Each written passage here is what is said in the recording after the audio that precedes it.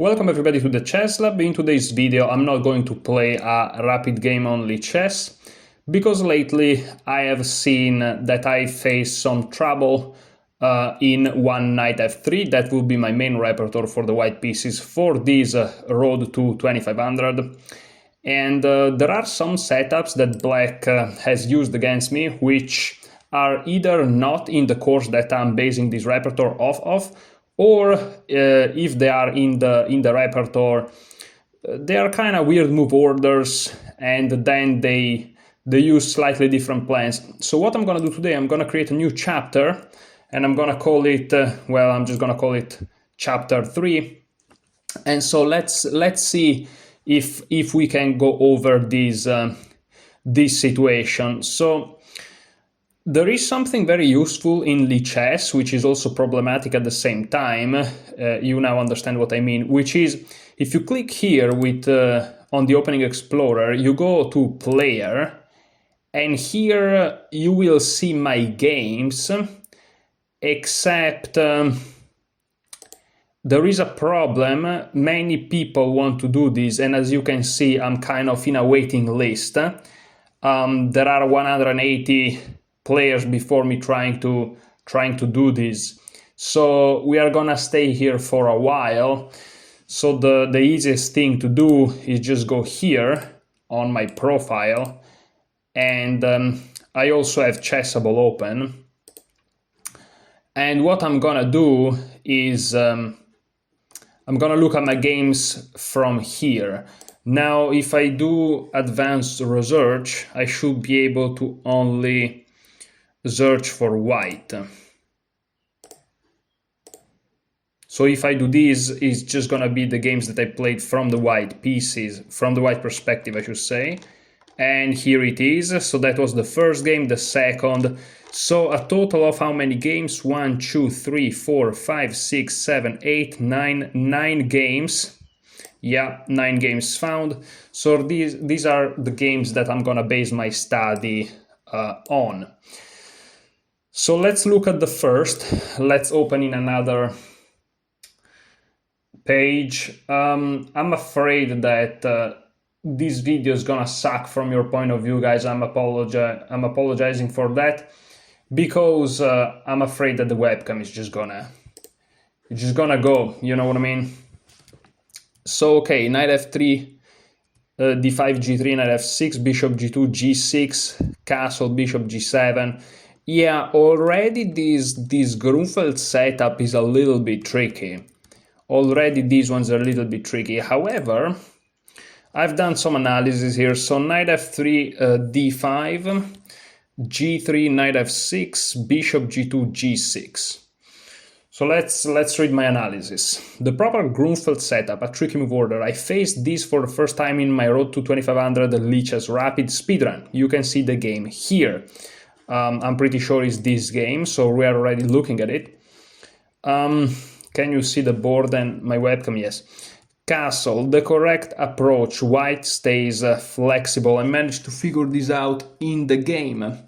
b3, trying to enter the course, back doesn't work. c5, and white can't break black's center with c4. After c4 there is d4. Okay, because in the King's Indian setup, which is knight f6, g6, white will go b3. As soon as they see g6, we go b3, but they haven't played d5. So that's a little bit different. So g6 here there is castle, and after bishop g7, we are exactly here. Yeah, and this position can also be reached after knight f6. With d5, right, after g3, knight f6, bishop g2, g6, but it can also be reached via knight f6, g3, d5, bishop g2, and here rather than going for c5, that will be a little bit more towards the main lines, or e6, they can go g6, and that's also the same position that you can see here. Is exactly the same position, just a different move order. Here I castled, which is the best approach, bishop g7, the main move both at the master and amateur level, and here there is c4. So, I like this approach to keep the play more in the spirit of the Solon course. Again, Nate Solon is the guy that I'm basing my repertoire of his course. Let me show it to you. As you can see, 100 repertoires. Reti, the second one, is the... that's not what I wanted to click. Okay, that's the repertoire, right? Okay.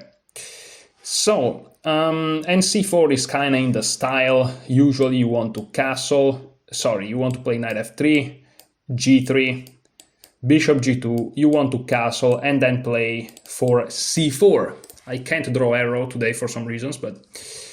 and then you see what happened. But again, black have ways to kind of go around it, and you don't always do that. Again, against g6, the king's Indian, you actually go b3, bishop to b2, for example, which is, of course, a little bit different, a lot different. But okay, so c4, and now they can castle. The most common move, black secures his king and plays in the Grunfeld style. And here there is c takes d5. So again, this is the proper Grunfeld setup. I call it the proper Grunfeld because there are situations where black tries to go for d5 early, but is not exactly like this. This setup here, again, these moves, d5, knight f6 in any move order, g6, right, with bishop g7, that's the proper Grunfeld setup. The reason that's how it's called is because if you play d4 and then d4, c4, knight c3, they can play knight f6, g6, d5 against you. That would be the Grunfeld. Okay, I already explained this in a video. So short castle, again, the most common move. And here c takes d5. Here basically you are playing the Solon setup, let's call it like that. I don't know in the chess literature how this is called. Perhaps this is called the Reti, but I'm not sure. Here it's calling it the King's Indian attack. Oh, and look at that, it loaded. So here we can see the moves. This is very, very nice. This is awesome. So as you can see, I played one game in this position against this guy, Antonio Testini, a very Italian name, by the way. Probably from Italy, but you never know. And okay, so here again, we have the Nate Solon setup. I prefer to call it like this because some people are gonna call this the Reti, some people are gonna call it the Catalan, some people are gonna call it one knight f3 in general, right? So I'm just gonna call it the Solon setup. Let's just go with it. This is a conventional language decision that we take between me and you guys, so don't worry about it too much. And so here we have again the Solon setup against the Grunfeld setup, and it looks like kind of a mirror, but we have a lateral pawn targeting a central pawn, and instead black has a central pawn already exposed, quote unquote, right? And so here in the game, I remember I decided to simply take it.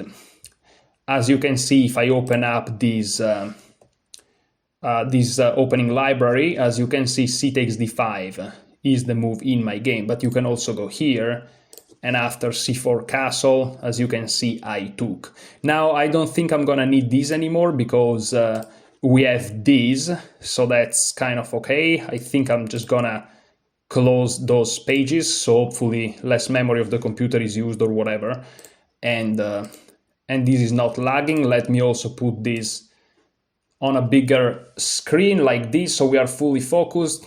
Looks good. Okay, so here I captured. Let's also read the comments. We trade a lateral pawn for a central one. We also open the C file. True. Potentially we can create pressure over there. On top of that, we give black the option to go wrong and take with the queen. I mean, it's not that black will be losing, but after knight to c3 we are winning a tempo and we are developing freely. There are certain scenarios where after queen takes we saw you want to go d4 with the very sneaky idea knight e5, but this usually works when there is a knight on c6 and the king is still on e8. There are some wild tactics there, but this is not the case. Here on queen takes, I will just go knight c3, winning a nice tempo, and from there you can basically play whatever you want, since you're white already up a tempo, and now you're basically up 2 tempi, so whatever you play is fine. But here there is knight takes d5. Okay, this is what happened in the game. If I click here, as you can see, we are still in the game, the Chess Lab Prep against Antonio, which is me. Well, I'm not Antonio, I'm the Chess Lab Prep. That sounded weird. Okay, so knight takes d5. It feels like white's knight is worse than black's knight, so I want to trade it. That was my thinking process. As you can see, this knight is beautifully centralized, and I just wanna trade it, so I had no issues playing knight to c3. The approach I choose in the game the first time I faced the proper Grunfeld setup. Again, this is how I call it. And here it's nice because if they take with the bishop, they are just giving up not just the bishop pair here, which they are doing, but also they're giving up this very, very strong dark square bishop. It's kind of the pride of their position, and they're giving it away. I'll take it. I mean, you can keep your knight in the center. Now it's just an exposed piece, perhaps, right? So of course, knight takes c3, the most common move at the club level. This is what my opponent did. I don't want to necessarily go into the details of like what other options are. I'm just gonna go through the games and see places where I got kind of inaccurate or wrong in the opening to kind of fix the repertoire a little bit. D takes c3. We open the c1 bishop, highlighted in green. We offer a queen trade, and we restrict the black's g7 dragon. I call it dragon because if you play the Sicilian dragon, that's the dragon, right? Okay. And here, queen takes d1, the most common move at the master level, hoping to slide into equalish territory. In the Lichess database, this is not super popular, but it is what my opponent did, and to be honest, it looks extremely, extremely natural, because humanly speaking, if you don't trade, white can always think about developing the queen, whether to c2 or to b3. You may want to play, for example, bishop f5 as black to target the c2 square, but then queen b3 hits b7, and then you will continue with rook d1, winning a tempo on the queen. You will go bishop f4 to target c7. So, and of course, these things are not necessarily real, but you can easily see a human thinking like this. And so what's the alternative? You can put a piece on the d file, either the knight or the bishop, probably the bishop, because if you put the knight, it's kind of blocking the bishop. But then again, I'm gonna play queen b3 and rook d1 anyways, and I don't really care about anything rather than that. I will win my tempi. And so, humanly speaking, it looks very, very natural to take. I can imagine even over the board people taking, no problems. And here, of course, you take back, and here there is knight to c6. My opponent's pick. It's also the most common reply, both at the master and the club level. Black is trying to control the d8 square. This is, again, comments like this, black is trying to control the d8 square, are not necessarily real. Like, black may be playing this move because they want to develop, and if they play knight a6, they don't see a future for their knight. Not that it doesn't exist, they just don't see it. And after knight to d7, they see their bishop is kind of stuck. So maybe they play knight c6 just because they want to develop a piece. It doesn't need to have those reasons, controlling d8. And then you may be wondering, well, then why do you put it down as a comment? And the reason I do these things is because I think that associating two ideas make it easier to remember the idea that you want to remember. For example, here you want to remember that knight c6 is the move that you have studied, whether it happens or not in your games. And if you just remember, oh, knight c6 is developing, which is kind of obvious, I think that instead if you associate with the idea controlling the d8 square, so maybe rook d8 by black is possible, because in this position rook d8 by black loses the game on the spot, you just take it and you win a rook and the game, and the bishop too. you probably checkmate your opponent very quickly. But the point is, again, you're kind of associating the idea of controlling d8 with the move knight c6. And so if you're playing a game and you reach this position, knight c6 comes to your mind instantly. And even if they don't play it, at least you know where you are. It's kind of having a compass, like you are oriented. Is compass the right word? Is like the thing that you use to navigate in the forest or at sea or whatever. Hopefully you understand what I mean. So knight c6, and here bishop to e3. Okay, I think this is an improvement over h3 that I played in the game. So if we look at the database here, I played h3 as you can see in the game. However, while thinking in the game, I wanted to play bishop e3. It's just that I was concerned about bishop g4. So I wanted to go bishop to e3 immediately. I wanted to do this, but I was afraid of bishop to g4. And that's why I played h3 in the game, right? I played h3 so that bishop to g4 can't be played. However, h3 bishop g4 would be wrong. So after bishop e3, if they now play bishop to g4, so playing, I think that I wrote the wrong thing. I wrote down wrongly here, but whatever. Hopefully you understand what I mean. Bishop g4, h3, I think is what I'm trying to say here. Will be wrong, so playing h3 to prevent it is in a way losing a tempo.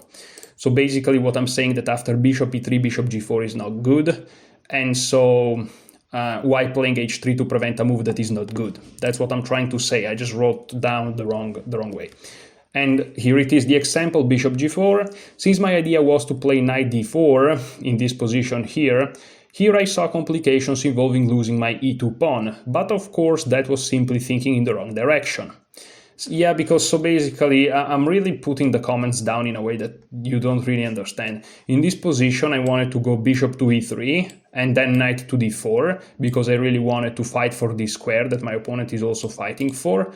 But again, after bishop to e3, I saw bishop to g4, and after knight to d4, I'm like, what if he takes? I take and I drop this, right? I was a little bit concerned. Yes, that's the original arrow. Let's not forget that. But that's ridiculous because after bishop e3 and bishop g4, I don't have to play knight d4. I am under no obligation to do this. The bishop on e3 sits very well because it's not easy attackable and is looking at the whole board. And again, this pawn is not moving anywhere anyways. But I'm not putting necessarily the bishop on e3 to forcefully go to d4. And even if I am, the move bishop g4 has the drawback that after h3, even if they take, which means we have less control over the square, we still win the bishop pair in a semi-open position. So let's read the comments. I'm under no obligation to play for a piece, jump to d4. Actually, now if black takes my knight, I'll win the bishop pair, and also I will have gotten the h3 move in for free, which can be useful in some lines to, you know, having space for your king, or even just taking space yourself. And so here, for example, bishop takes f3, again, in the logic of playing for the d4 square, which again is the wrong logic. That's why here I say that that's the wrong direction, but is a human logic. The most played move on chess, clearly inaccurate. After bishop takes f3, let's read the comment. White has a better position according to the engine, but most importantly, a much easier position to play practically speaking. So also according to humans. At least according to me. I like this position when I look at it.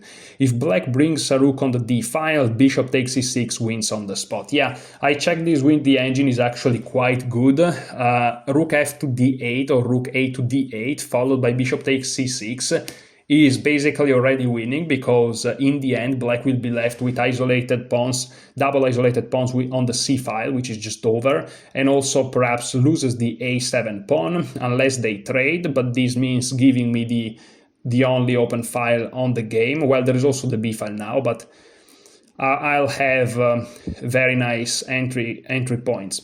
So that's pretty busted for black already. And playing b6 just drops the knight, so you're left wondering what are they gonna do. I mean, knight a5 or knight to d8, they look like moves that allow something like rook d7 very easily. And it really looks like black's position is collapsing already. So, okay, that's what is about when it comes to the proper Grunfeld setup. And so again, the theory will be that in this position, if g6, we castle, and if bishop g7, again, this can be reached from different move orders, we play c4. And unless they address us, we just take it and go for knight c3. And if they play something different from what I just showed you, well, we'll make the theory, we'll work with the theory later, because we can't just invent moves and moves and moves, because we'll stay here forever. Chess is infinite, humanly speaking. Before going to chapter 2, let me just for a second black the screen. I'm gonna be back in a second, guys. I'm gonna be back in a second, just wait a second here. And here we are, I'm back. I'm here on the very famous Nate Solon's course. I think I'm gonna show you also some lines. I'm gonna study some lines together with you here on the video. It's technically showing you copyrighted material, but I'm making more advertisement for this course than anyone in the world probably, so I don't think that is a really big problem. It's like an exchange of favors here. Okay, so first of all, I'm just gonna browse 3, which is just showing you moves, so it's not a big deal. And then if needed, we're gonna go into the lines themselves. And yeah, it's probable that I'm gonna lag a little bit. I see myself lagging a little bit. I don't know if you see the webcam lagging. The problem of my webcam is that I look way too big for this chessboard. So let me make accordingly here. Let me do this. Okay, because what I want to check is after knight f3, let's say knight f6 or d5. Let's go with d5. Again, it doesn't really matter. Knight f6, bishop g2. As you can see here, bishop f5 and e6 are covered in the course. However, these moves are covered in this move order. Because if they play g6, castle, bishop g7, and c4, I'm curious to see if c6 is covered. I'm not sure, but let's see. Is not covered. Okay. So none of these moves are covered. What if I play d4? No. What if bishop g4? No. What if bishop f5? No. Because I kind of want to understand if these moves are covered. After c6, there is literally no way to enter the course. No. Because I want to make sure, you know, that I'm not leaving anything behind. It seems like no. It seems like this is not part of the course. Great. How can I go back to the course?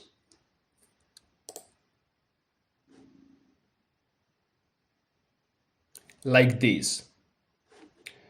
And how can I go back to my webcam? Okay, like this. Perfect. Okay, so let's go back here. And now let's look at this reverse Grunfeld with queen b6. What is this all about? All right, so knight f3, d5, g3, c5. Black goes for the d5, c5 setup. This is one chapter in Nate Solon's course. Let me just show it to you. As you can see, this is a whole chapter. I don't know why this page is still loading. I'm afraid that this is gonna be super laggish. Dude, okay, it stopped. So that's a whole chapter in Solon's course. And now bishop to g2, that's the move. Knight c6. Here black threatens e5, so d4. This is all in Solon's course. And I'm sure I played quite some games here.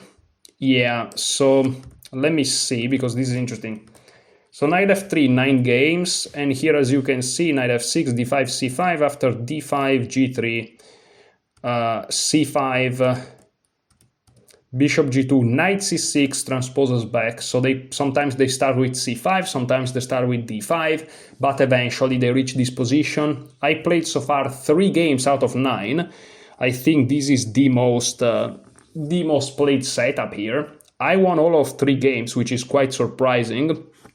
But okay, d4 is the move, as you can see, played in all of the games. And here one time they played e6, and one time they played c takes d4. So let's look at c takes d4. Knight f6, castle, c takes d4, knight takes d4 transposes to the main line. When I say main line, I mean the main moves in this chapter here. So c takes, knight takes, and here again e5 will be really lovely to see, because after knight takes, b takes, c4, that will be the proper reverse Grunfeld, which is like, it's quite, I think it's easier to play for white compared to what we are about to see. I mean, now that we know it, not really, but intuitively, let's say, it's easier if they play e5 immediately, I think. So okay, knight d4, knight f6, here castle, and at this point black can go into a reverse Grunfeld with e5, which is something that is present in Nate Solon's course, and if I'm not mistaken, after e6 and c4, but I may be completely off. That's also in the course. No. That's not in the course. That's the Ganguly's line. Okay, I call it Ganguly's line, but that would be a transposition to a line of the Catalan. Okay, so castle, queen b6. Okay, so castle, right? And here in Nate Solon course, I think that e5 is the only move that is shown. Let's look at the comments. This move is played only 1% of the times in the Lichess database and 10% of the times in the master database. It turns out this move is practically quite bad, so I think it's worth it, if only for curiosity, to investigate it. E5, the most played move, covered well in Nate Solon's course on Terretti. You can find the course on Chessable. Yeah, okay. So I'm gonna do something. I'm gonna go back on Chessable again, browse 3, but this time I'm gonna open it in a new tab, so to make sure that I can switch between these two things quite comfortably. And I'm gonna see in this position here if Nate Solon covers moves apart from e5, and if it does, I'm not gonna check them, but I just want my mind to know. Simple as that. Let me drink some water here. Which one? This one.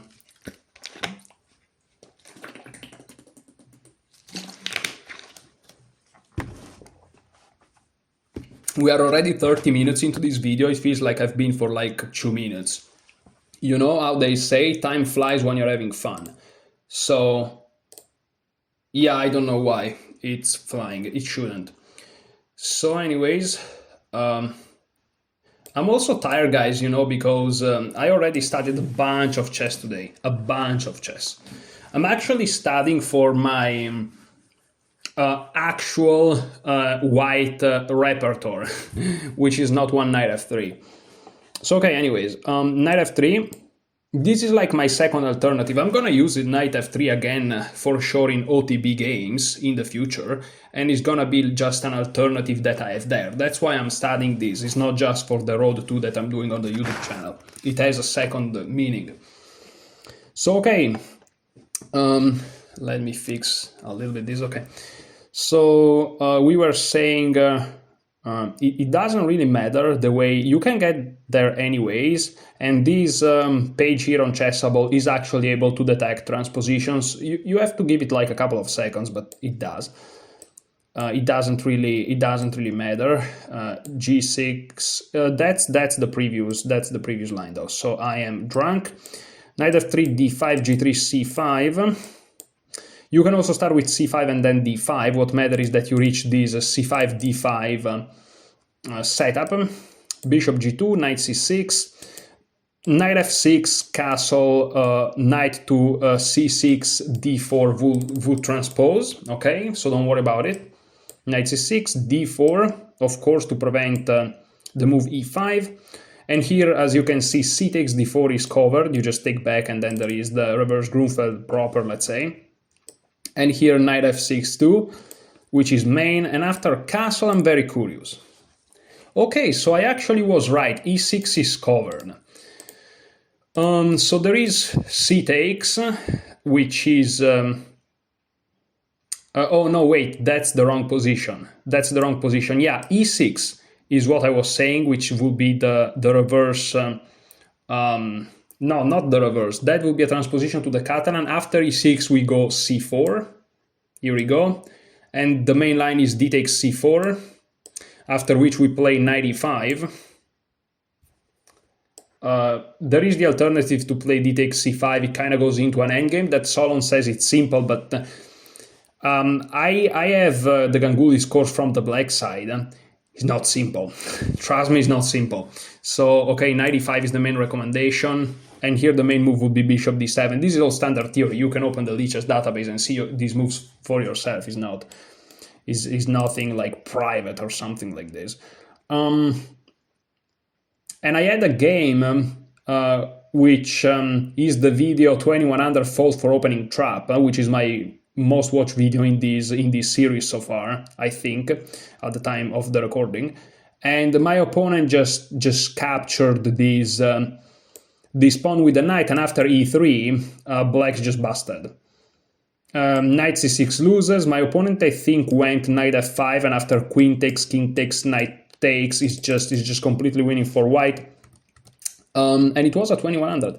So yeah, but we are not doing this because after instead of knight f6, well, sorry, after knight f6 we castle, and here instead of e6, which again is a transposition to the Catalan, if we go c4, they can take, which is what we are analyzing here from Lichess. Knight takes, and here, okay, so the move that is the concern of our Lichess analysis is queen b6, which is what was played against me, but Solon only covers e5. There is a chance that he covers other moves in the clickable, but I don't think so. However, like for example, a move like e6 doesn't scares me because we are gonna go c4. And now what are they gonna do? If they take, they're gonna lose the game because c6 is hanging.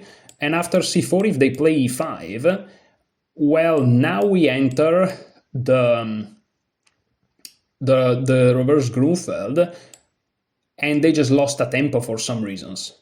We can go knight c3 perhaps. They just lost a tempo because usually they play e5 in one move, but they would have played e6. c4 is the move that is always useful anyways, and so they would just lose a tempo. Like for example, after e5, knight takes c6. As you can see, you have to give him like 1 second. B takes, here c4, right? So that would be the position. But if they play e6 instead and you play c4 and then they play e5, we basically reach the same position, but it's white to move again, whereas it was black to move before. So okay, but this was just to check if here there are other moves apart from e5. There are not. Again, it could be in the clickable, but I don't think so.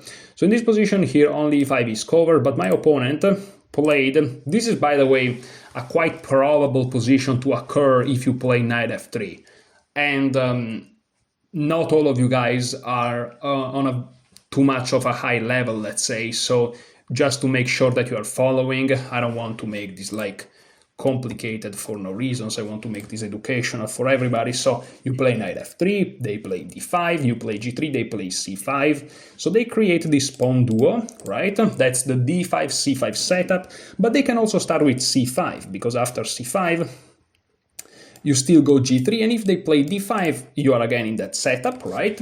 And here after you play bishop g2, they can decide what to do. If they play knight f6, you just castle, and you wait to see what they do. If they play knight to c6, remember they are threatening e5, so you have to play d4 first, and this is exactly what happened. This is very, very common. And okay, here they can take, and they can go for e5, right, which will be an immediate reverse Grunfeld, but they can play knight f6. They can also play knight f6, you castle, and then take. And that will transpose after queen b6 to this chapter, right?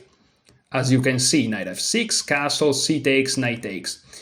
Look at this position. There are the two knights out. Our knight is in the center. If they play e5, we just take, okay?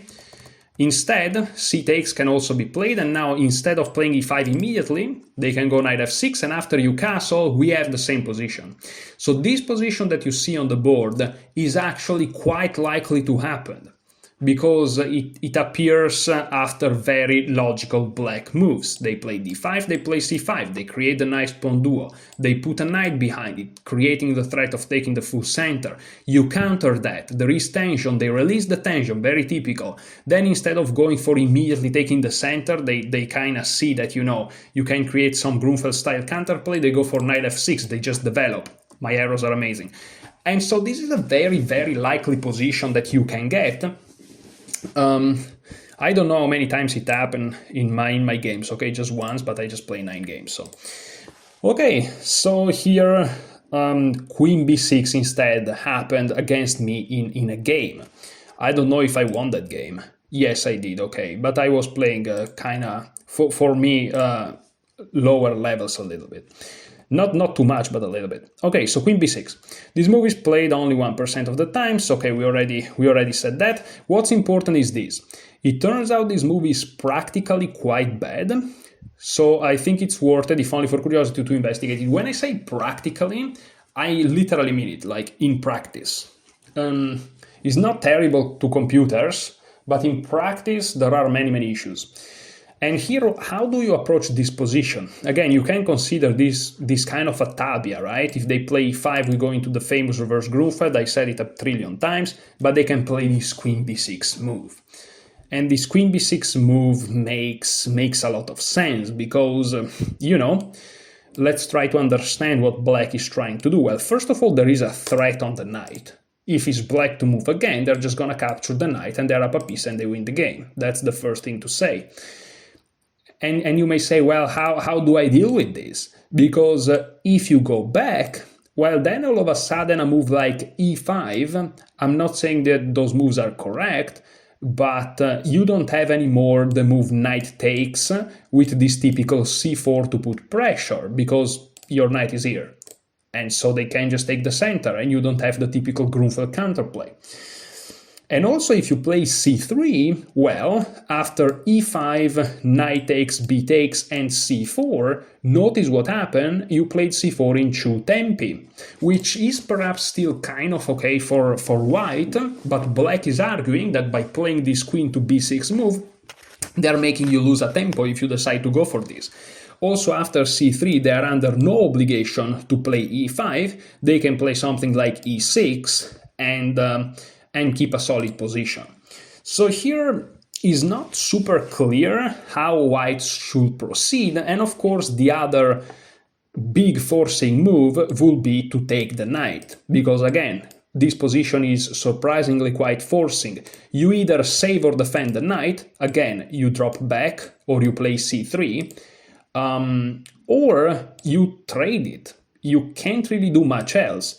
The move e3 simply creates holes on the light squares and also blocks this bishop. Going back here allows to e5 to perhaps be even stronger, because e4 in an hypothetical future will come with tempo. So yeah, you either go back, you either play c3 or you take, but taking looks like the most logical, all things considered.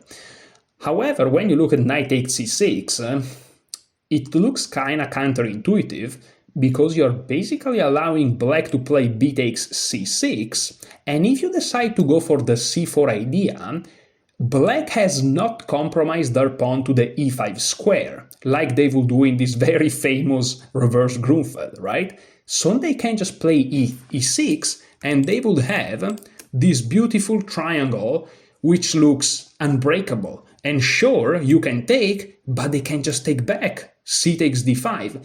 And you can see in the future these 2 guys gone, okay? And just these 3 pawns like this.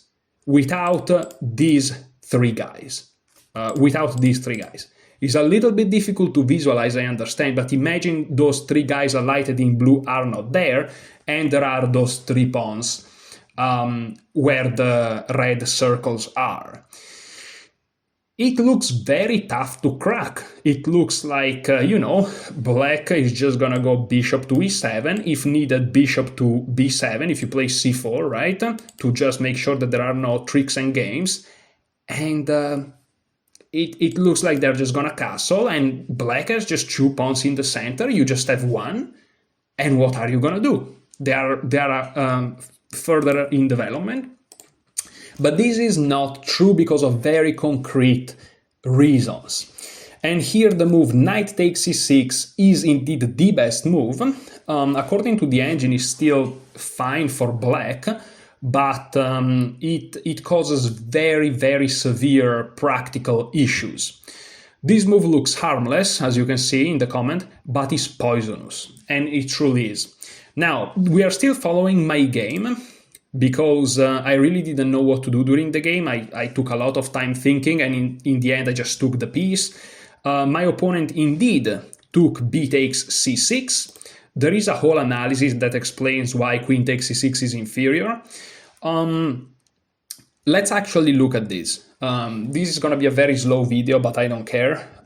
Again, we are just polishing the opening here. So queen takes c6, black can insist on this idea of not entering reverse Grunfeld positions, but it doesn't work well. Again, this is just a human way of thinking. It's not correct objectively, but again, some humans may play queen b6 because they want to avoid those positions, right? And so after you take, well, if they play c here, they may still be concerned about this move. Of course, that's very different, but again, some people may think like this, and so they may take with the queen. It doesn't work quite practically because of bishop g5.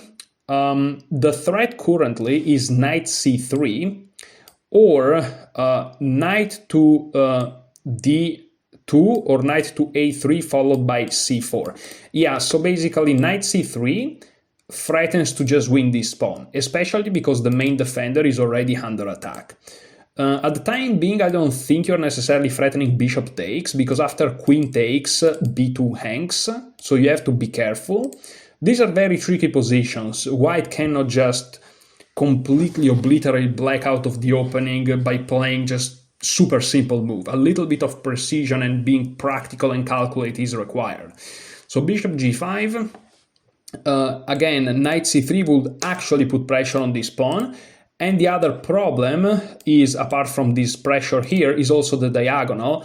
And so knight a3 or knight to d2 followed by c4, of course that would be a way to control that square, because the pawn can never take because it's pinned, but again we said that this pawn is really, really under heavy fire. So these are kind of the ideas, and already black is in a little bit of trouble, and a very human move that you may see is this move e6, right? It's logical, it supports the center, but now we have another concrete idea, and that's why we are studying these things, because this is something that you kind of have to know it.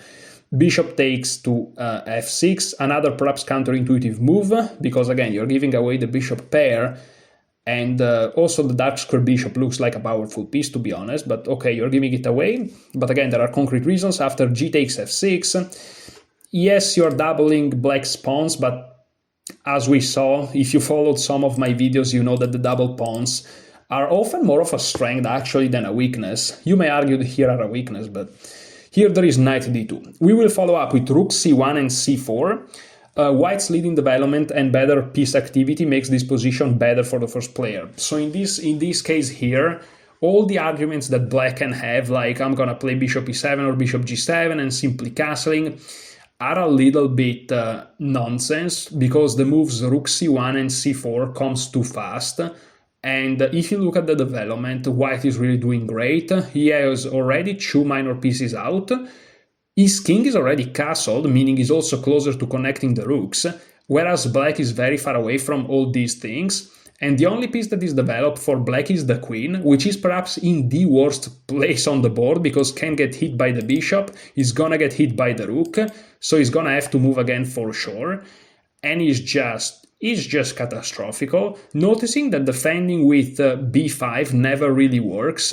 Let's say that you play rook c1. I know it's black to move now, but let's say you play rook c1, they play b5. You can still go c4, because after b takes, you can take both with the rook and the knight, because the d-pawn is pinned. So yeah, I'm not saying that would be the best way to go, but I'm just saying. So that would be, practically speaking, much better, almost winning for white, and in the engine world is just better for white, but for a human is amazing. So b takes will be the best move, and now c4, right? This is white's idea, playing in Grunfeld's spirit. And here there are a couple of options. e6 is the move that was played in the game, as you can see, and here I played queen c2, which is not the best idea. We are about to see what the best idea is. And let's look at the comment. This seems logical, and in fact it is, however, forces black to enter in very muddy waters. Yeah, as we're gonna see. It's crazy how this position is not solid at all for black, thanks to one specific idea that white has, which is quite great.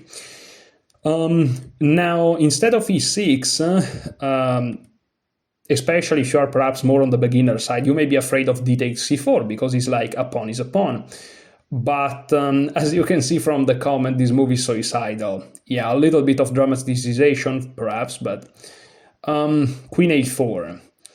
This theme is important. You'll notice in many variations the queen goes to a4. Yes, because since the king is not castled yet, and you have this very powerful bishop, the move queen a4 works very well with those two elements. Again, the king not castled and your powerful bishop. Let's do it in blue. Because the queen attacks the king, so that's the first element, the not castled king, but it also attacks the c6 pawn together with the bishop. So both of these two elements work in conjunction with queen a4. So as you can see, this is my human way to explain it to you. The engine simply calculates, but you know, there is a reason why thinking like this can be helpful. And this is already difficult. This is a double attack. In this specific position, you are attacking c6, you are attacking c4. So already, if you are a beginner, very materialistic, right? And I don't mean it to insult, right? That we have all been there. You should already be fine with this, but let's look at a couple of moves. Bishop d7, the most played and perhaps the best. Well, you kind of have to defend c6, really. However, black is already in such big trouble that it doesn't matter. Here there is knight d2. Again, if you are a beginner and you just want to take back the pawn, just take back the pawn. I mean, but knight d2 is really precise. There is no way for black to save the c4 pawn. White is about to equalize material with a winning advantage due to the safer king and much better development. So that's really nice.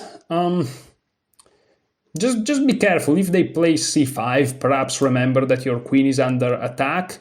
So maybe you take with the queen, or you play queen c2, and after that the pawn on c4 is still under attack, and the rook is under attack.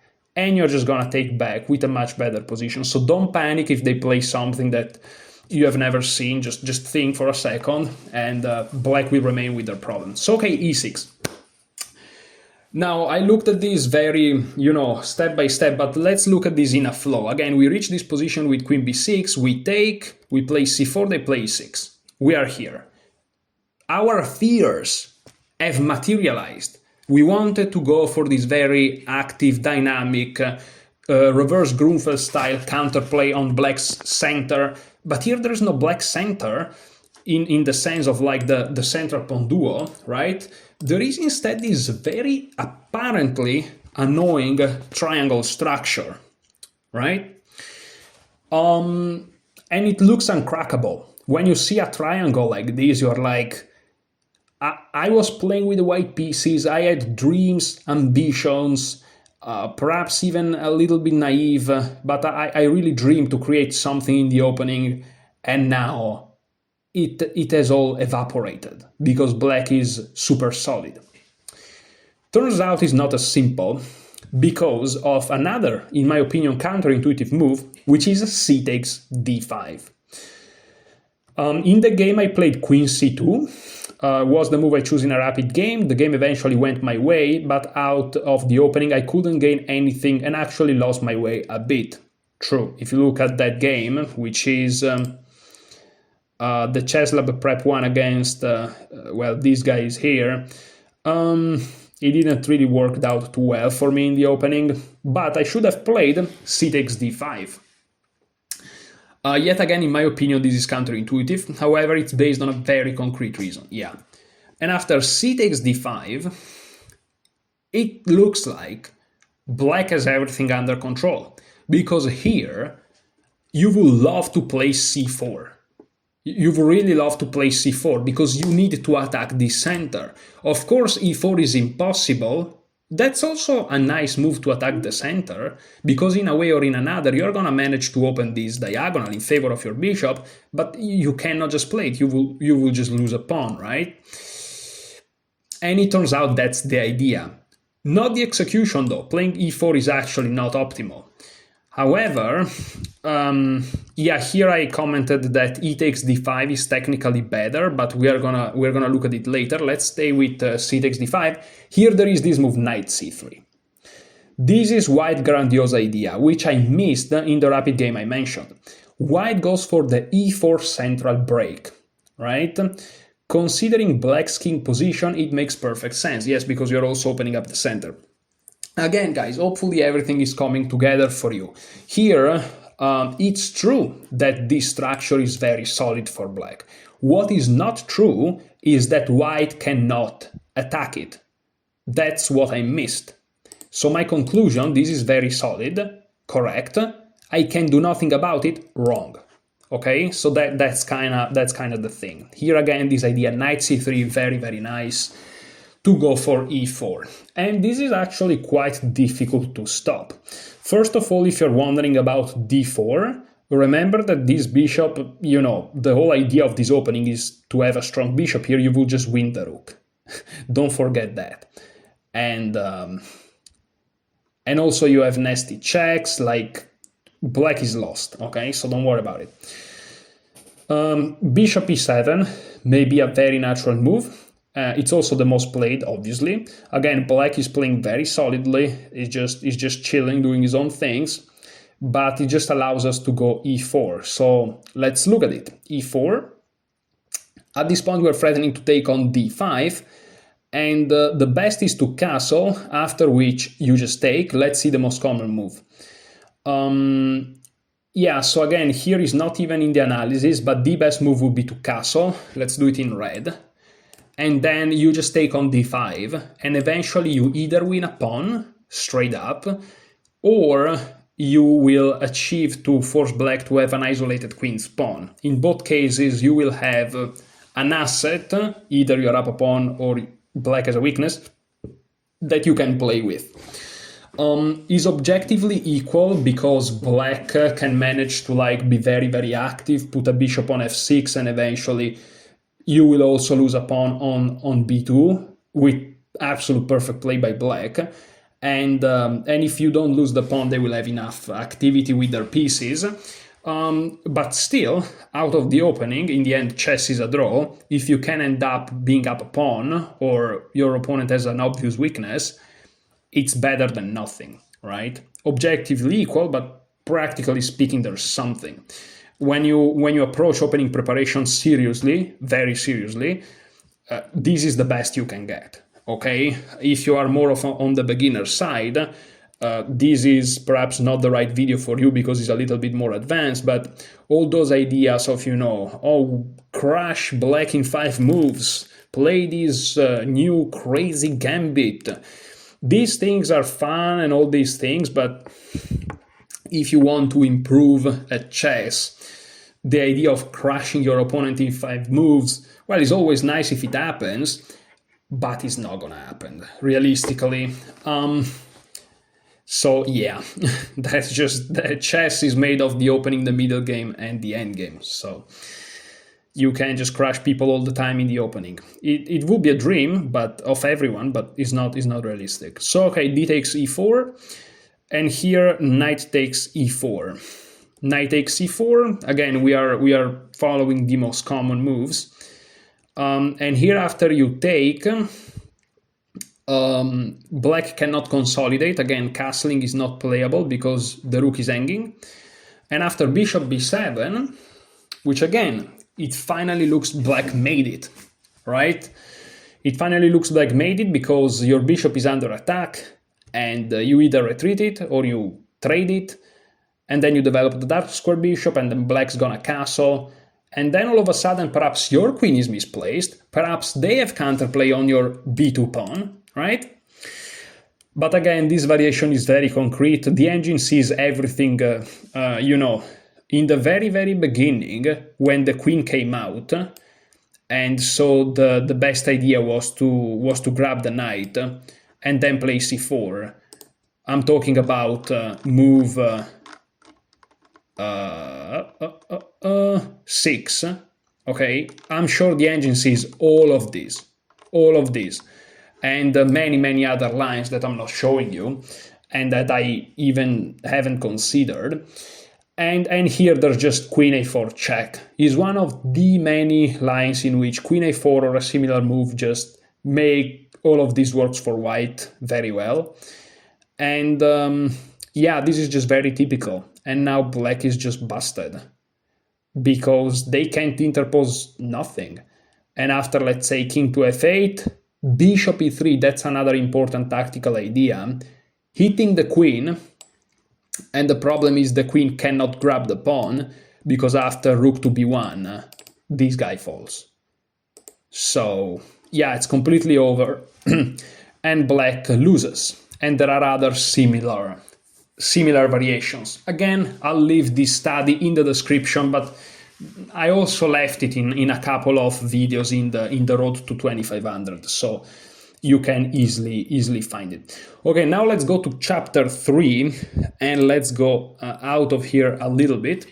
And after 57 minutes of recording, this is where the study of today really begins. This was just an introduction.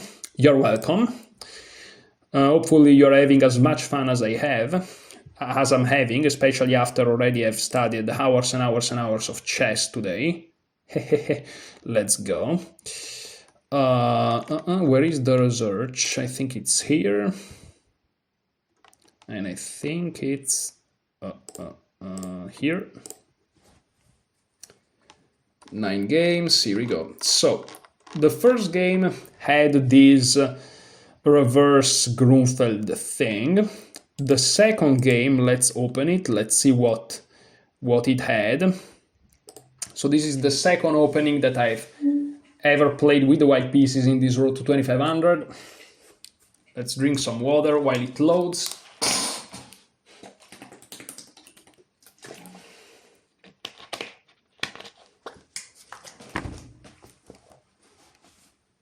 This game I managed to win, but it was severe time trouble. As you can see, it's the same. Oh, this was the game. Okay, never mind. So this was the game I was talking about. So game number 1, what did it have? I'm getting a little bit confused, as you can see. Very normal for me to get confused when I'm studying openings. Oh, okay, so there is this. So there is the proper Grunfeld setup for black, and then there is the reverse Grunfeld setup for white. Okay, so these are the first 2 games. So we are on game 3, very interesting, which I also won. And then we are about to see a game that I lost, so that's going to be very interesting. So game number 3, what happened on game number 3? Let's see. I think, that's the trap game. Oh yes, so this is where, as you can see, you can reach this position with the pawn here, and instead of knight f6, since the knight is already there, they play e6, and after c4, this is something that I showed you in this situation here, that will be a transposition to the Catalan, And after d takes, which is the main move, knight e5 is very strong. Again, you have to know bishop to d7. It's funny because I know this move from my repertoire with black pieces. That's my main move that I play, which is the best move. And instead, my 2100 opponent surprisingly played knight takes d4. And here just e3 simply wins, as you can see. And yeah, here I managed to find some very nice counterplaying ideas to prevent my opponent to actually get the knight back. That was a really, really cool game. Yeah, really, I really played it well. But okay, so the first two games we explored. The third game was that trappy game. Let's look at the fourth game. And the fourth game I lost it, so hopefully we are gonna see a structure that I struggle with, right? Hopefully we are gonna see a structure that I struggle with, because I need to know where I struggle, right? To improve. Oh, whoa, what is this? b6. So first of all, they started with knight f6. So already not d5, c5. For the time being, of course, there can be transpositions. g3 here, b6. I have no idea what this is. Bishop g2, bishop to b7, castle, now c5. c4, e6, knight c3, bishop e7, rook b1, castle a3, d5, c takes d5, e takes d5, d4, knight c6. I'm not gonna open the engine, but I've already done the engine analysis, because I don't open the engine because the camera would lag. But I'm curious to see.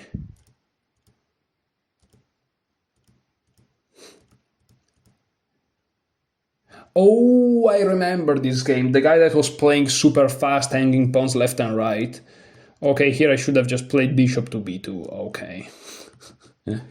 Okay, but as you can see, rook b1 is not the right plan. So here I'm interested to see what. I don't think he's in the course. Let me make this smaller, right? I don't think he's in the course, but let's see what Solon says. So knight f3, knight f6, g3. And here b6 is not. There is b5, but there's no b6. Okay. So how to deal with this? I'm gonna go in the course, and I'm gonna see if there's something similar. I don't think there's anything similar though.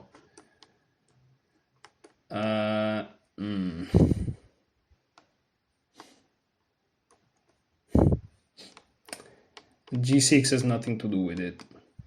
F5 has nothing to do with it.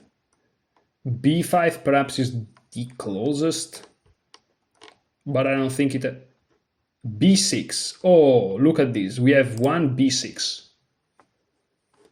Be careful, we have one b6. Okay, and he basically says you transpose into e4.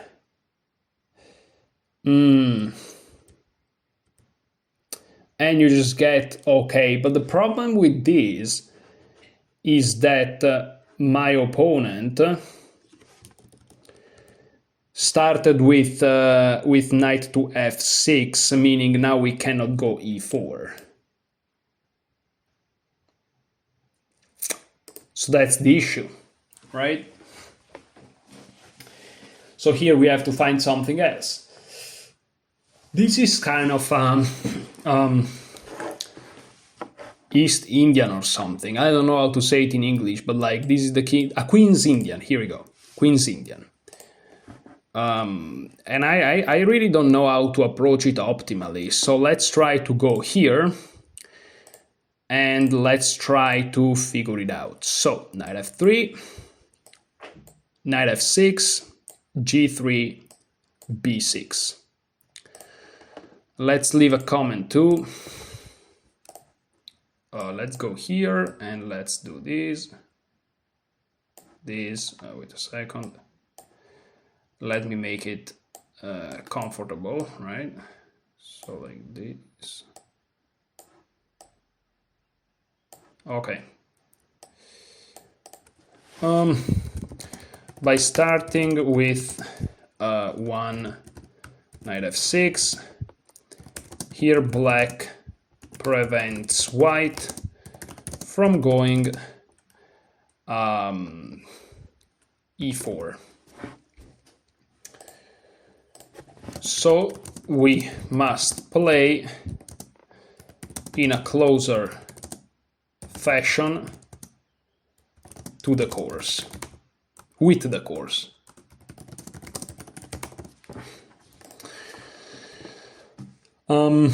And what to do? Let's open the master database and let's see what they do.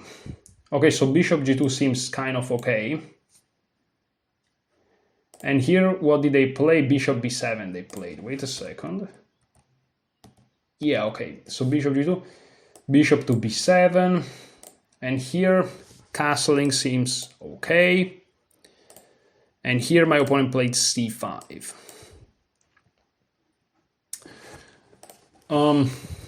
Black is trying to get the c5, d5 pawn structure before white gets any pawn to the center.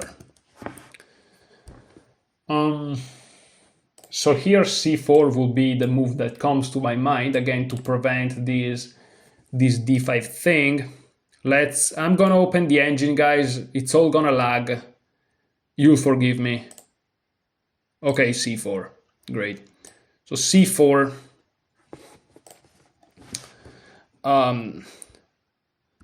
prevents black to get the dream c5, d5 with d5, d4 to follow structure. Because if they push, we just take it. Now I think we are still in the game. Yes. So they play e6. Okay. What happened on d5? Let's see. I mean, it makes a lot of sense. We just take it, right? Yes. Would be already a mistake. This move is the reason why we went c2, c4, a move earlier. We take it, and black doesn't get his center. And here I'm curious to see what is the main move here. Knight takes d5, okay. If they play bishop takes d5, I think I have not too many issues with knight c3 winning a tempo, threatening to win the bishop, and then the light squares are just nothing. But knight takes d5, the main move in the Lichess database, also the most logical. Let's see what the engines are saying here. d4. Is there a threat?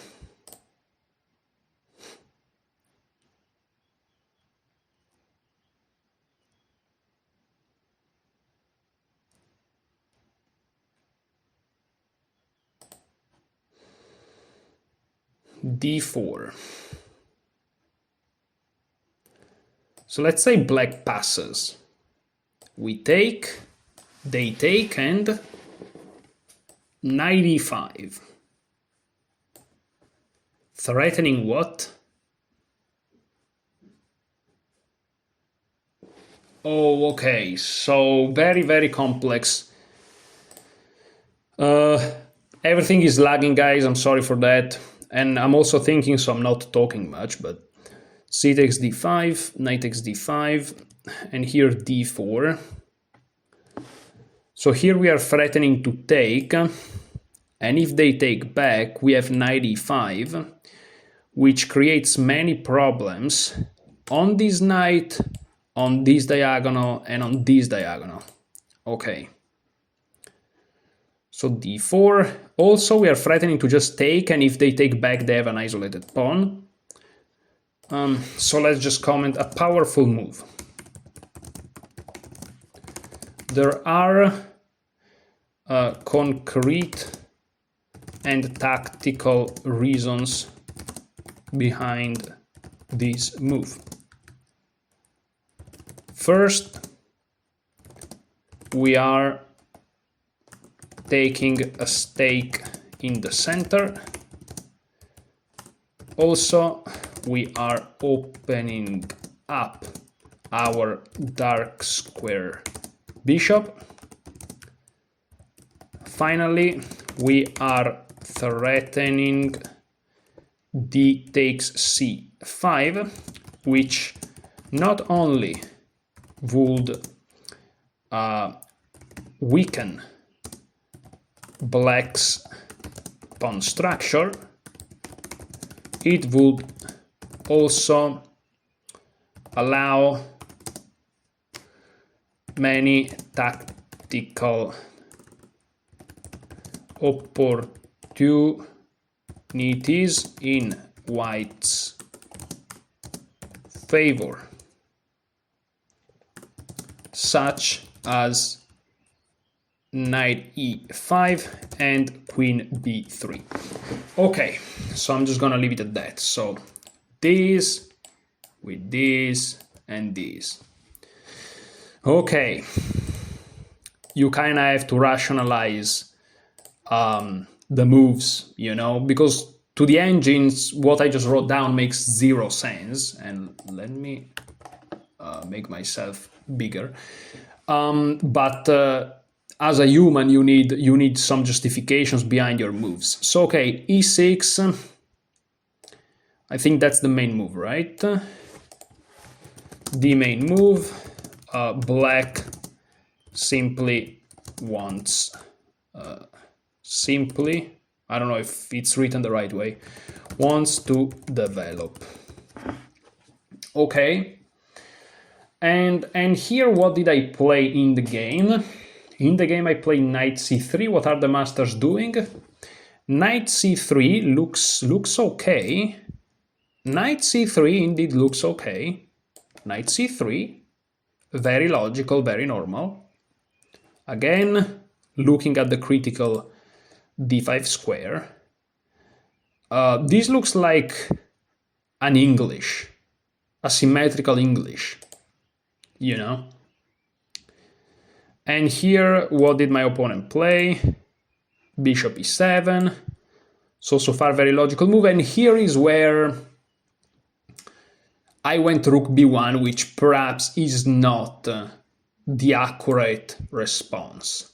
Here, d4, rook e1, b3, d3, e3, a3, queen c2, and finally, 2 games out of I don't know many thousands, featured b4. So let's see at the engine, d4 indeed. Okay.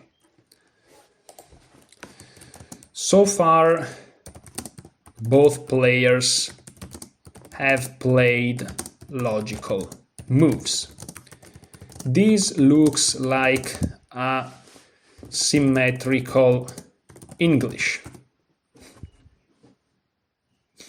However, white has already castled, while black is 1 move away from securing the king. Despite in the engine world, the position is more or less equal, I think a good practical try would be to attempt at opening up the center in this convenient, I don't like it, opening up the center while black's king is still there. Okay. Despite in the engine war the position is more or less equal, I think a good practical try would be to attempt at opening up the center while black's king is still there. Okay. d4. Here we go.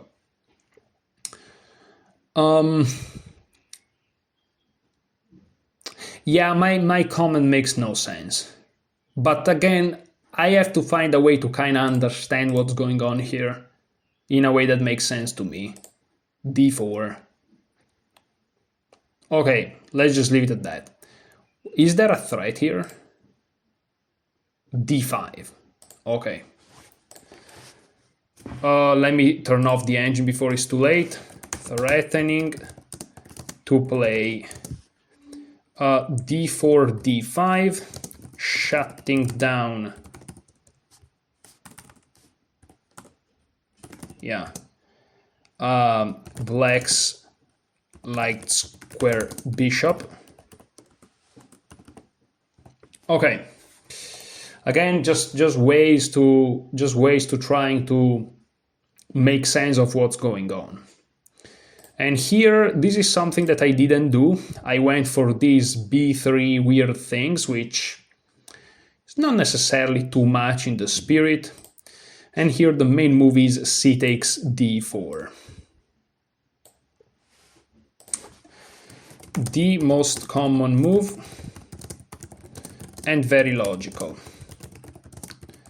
Black wants white to either take back with the queen, which would allow a gain of tempo, or perhaps with the knight, which would allow black to trade white's powerful light square bishop. Okay.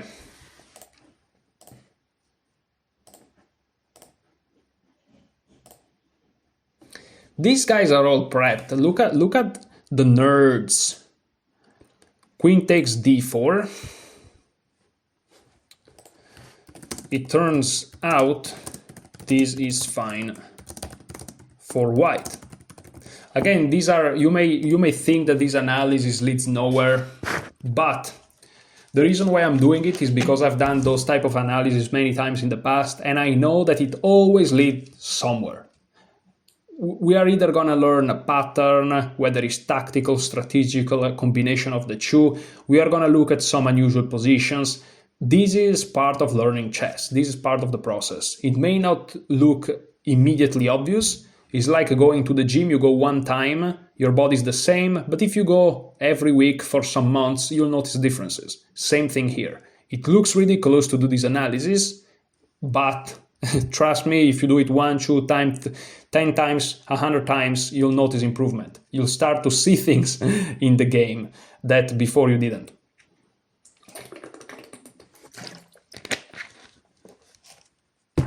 I just decided to record myself doing it and publish it on YouTube, but I will do it anyways. Very useful. And okay, queen takes d4. I think this is some sort of something. If you play e4, this is like, I don't want to say some bullshit. Sorry guys, sometimes I speak French. I don't want to say something ridiculous, but this is like, it looks like a Sicilian. No? See, this is like, there are so many things to be studied. A master will tell you immediately what this is. You shouldn't watch my videos, guys. Go buy a course and study. What are you doing here? Terrible. So queen takes d4. It turns out this is fine for white. That's the most that I can tell you, you know. But okay. Castle looks like the main move. D6 looks like, yeah, exactly. Looks like the main move at the master level. English opening, symmetrical variation, hedgehog defense. Yeah, that's the hedgehog. That's what it is. That's the hedgehog. In Italian, we say riccio. It's like, yeah, well, hedgehog. You know what an hedgehog is.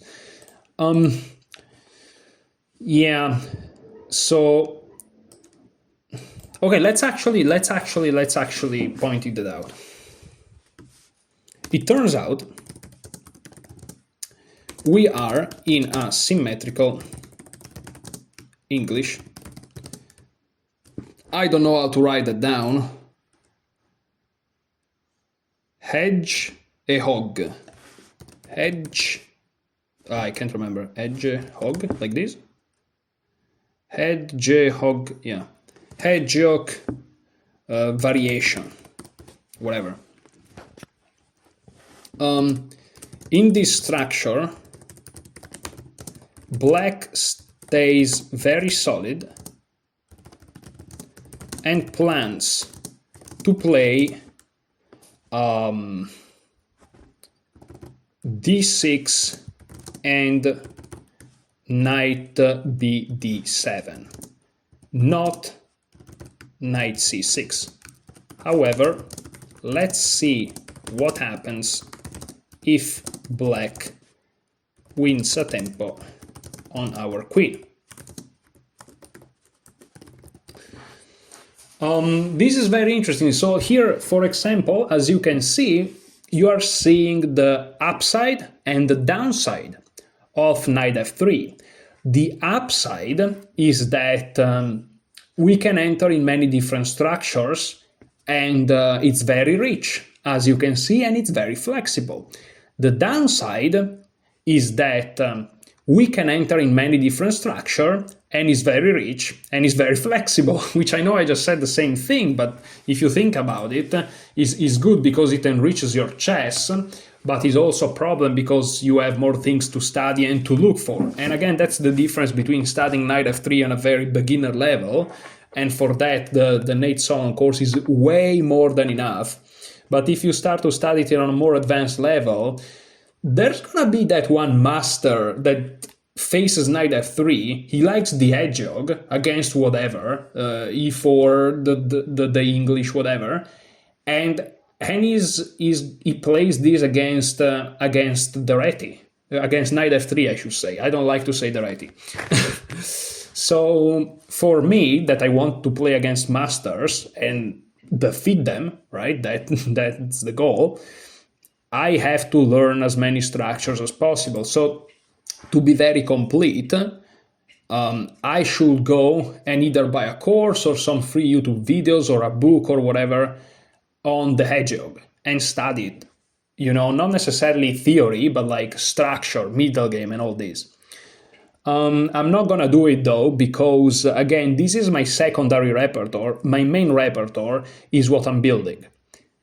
As soon as I have built my main repertoire, both from the white side and the black side, I'm gonna study middle game structures, plans, ideas, all these things that I'm doing here. I'm gonna do it 100x, and I can't wait because that's so much more fun than just learning some lines.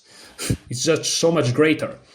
And I know that perhaps most people would agree that doing the opposite of what I'm doing is best, which is to first study like strategy, tactics, endgames, and then eventually when you reach something like 2200 FIDE, learning the openings.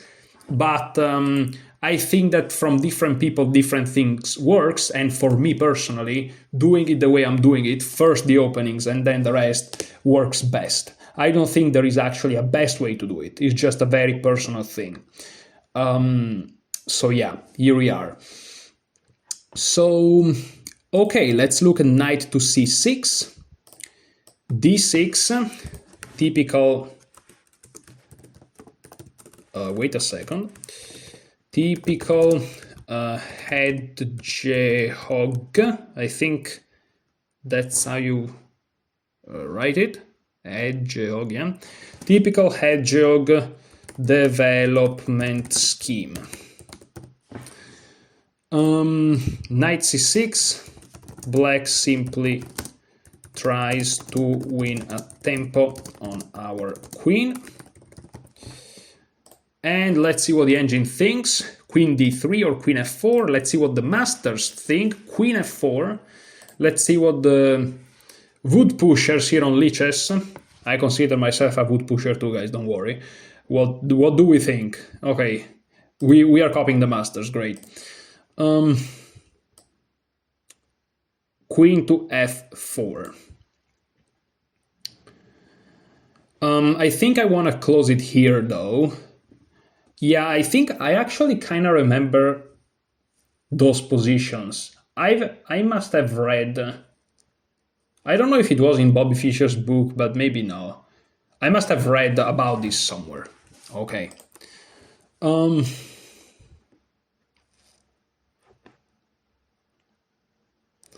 Yeah, I don't even know what to comment. It turns out White's queen is well placed here, both active but not too attackable. From here, it's a game. Okay, I'm just gonna close it here. This is kind of an improvement. How am I gonna call this? Knight f3, b6. How forcing is this?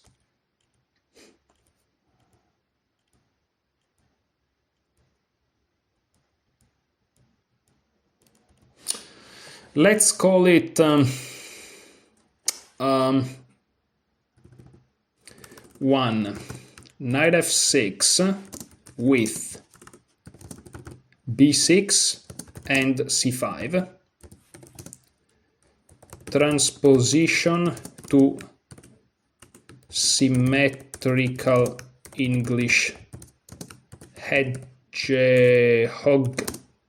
variation. Hedgehog. Okay, that's great. No wonders I lost this game. I didn't even know what the freak was that. So we said that this was, what was this? This was, I think, the proper Grunfeld. This was the reverse Grunfeld. This was the guy that fell for the trap. This was the hedgehog defense. And let's go on game. What is this? So 1, 2, 3, 4. Game 5. Game 6. Game 7. Which I won all of these games, and then we're gonna look at the last 2. And these are very interesting. These are very interesting. So let me actually improve the lighting here. You guys hold there for a second.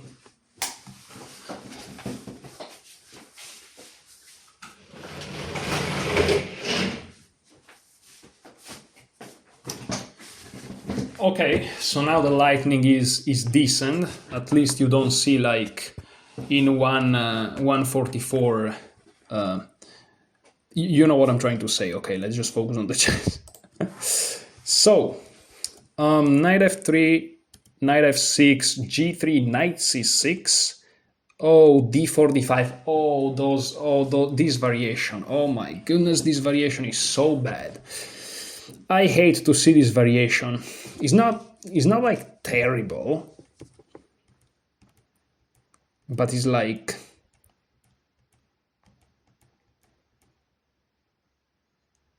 what? Yeah, I remember I wasn't doing too well in this game out of the opening, I think. I must have won it for who knows what reasons. Let's see. Yeah, I think Lichess is struggling. If Lichess is struggling, I know the webcam is struggling. Hopefully you can see me, guys. Woo, woo, woo. Very helpful.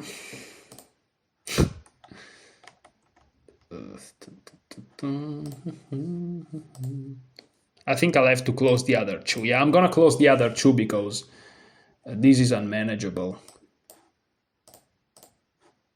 Let's reload, let's refresh, and here we go. Okay. Let's go back in full screen. So, okay, after bishop f5 I was doing quite well. And here I should have gone for the bishop. Very interesting. Okay. All right. So this is a transposition to the d5, to the knight c6 lines. So basically, let's create a new chapter. Why is it so fat? It's usually not so fat. What's happening here? So basically, after knight f3, d5, g3, knight to c6, this is covered in Nate Solon's course, and basically here black is threatening to play e5. Is not like what we have seen previously, because previously the two pawns were here, whereas here the pawn is still on c7, which is a big improvement for white. This knight is actually quite awkward. Also, if the pawn was on c5, d4 would be very nice for white, but it would be weaker. Whereas here d4 can't even be taken, so the pawn is gonna stay on d4, meaning getting e5 is gonna be very, very difficult. Yeah, so that's kind of the idea. And here, I think bishop f5 is the main move, but knight f6 is what my opponent played, except he played it in a different move order. Not this. Yes, exactly. My opponent played knight f6, and I played g3, and my opponent went knight c6, and again trying to go e5, and after d4, which prevents e5, he went d5, and this transposes to this. However, since in my course this is covered, I'm gonna go with this move order. And yeah, that's interesting. So my opponent played, after bishop g2, which I think it's a move that you play no matter what, he played knight e4. Wow, that's really bad. Why would you move your pieces? And then bishop f5.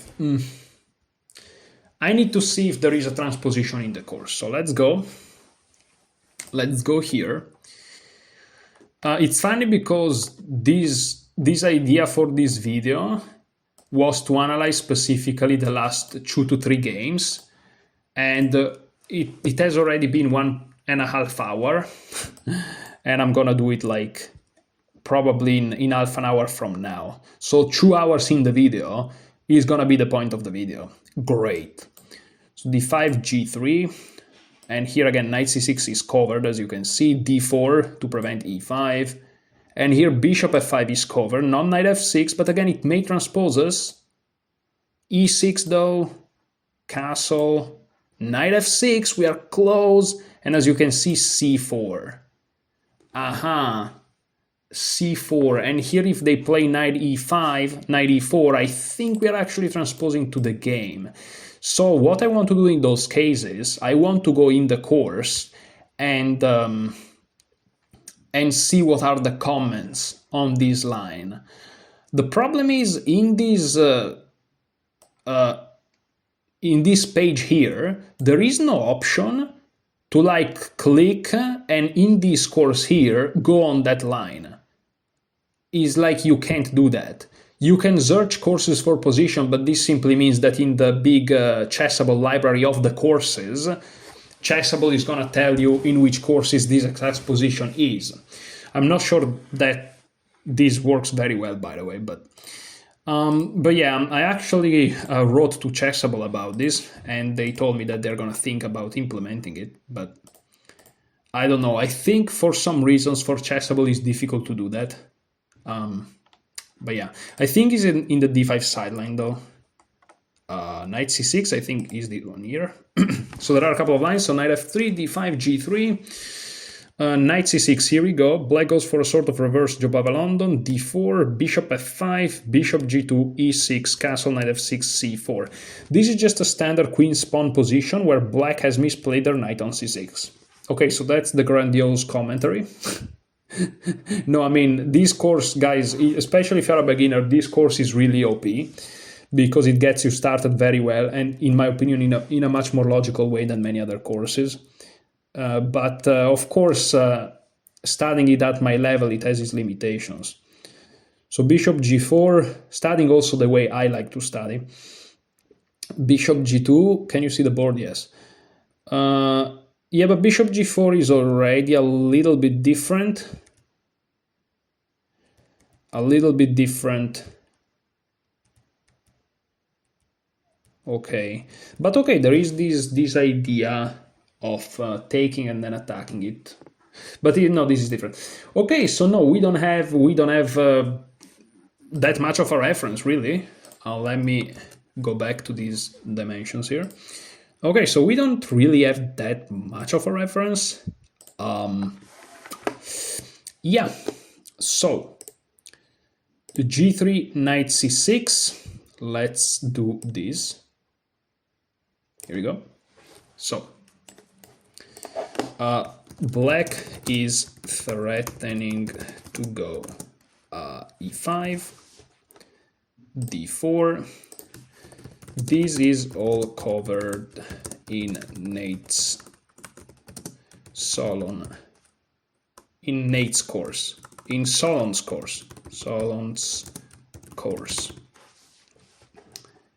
Knight f6. A move I faced in the road to 2500. Bishop f5. This is covered in Solon's course. And I don't remember if also bishop g5 is covered in Solon's course, or only bishop to f5. Let me check. Let me just check. Knight f3. What is it? d5, g3, knight f6. Yeah, okay, both. I just wanted to make sure. Bishop g5. Okay. This is covered in Solon's course. Okay. Knight f6. Black stays flexible, not telling us where they want to put their bishop, their light square bishop. Okay. So here let's look at the masters. They play bishop g2, all of them. Okay, we're gonna go with bishop g2. Okay, and here knight to e4. Knight to e4. Bishop f5. Would this transpose or no? Because it's important. So bishop f5. I know you guys can't see the board correctly, but it doesn't really matter. Hopefully you understand this. E6, castle, knight f6. So that's the position. So bishop f5, castle, e6. Is this same? Yes. This would be a transposition to Solon's course. All right. Yeah. Okay. Knight e4.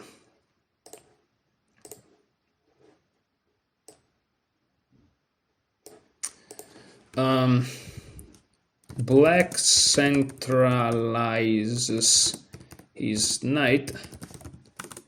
However,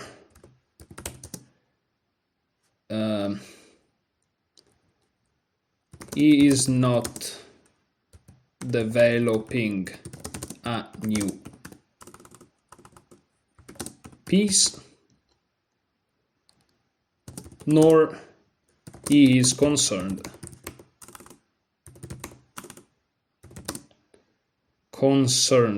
I think that's how you write it, about his king safety. Okay.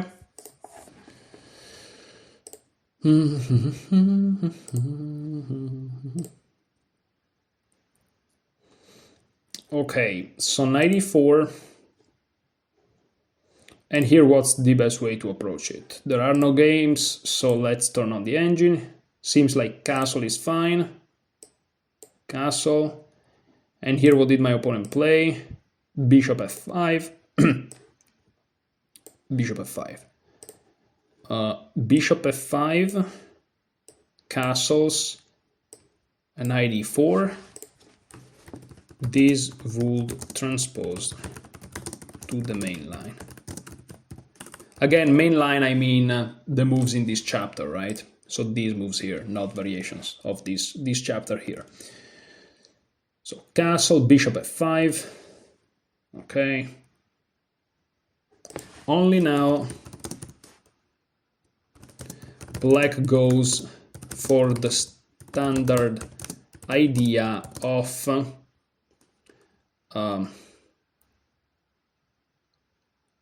I don't know how to say it. Setting up some sort of reversed Jobava London. And let's see if this can be punished.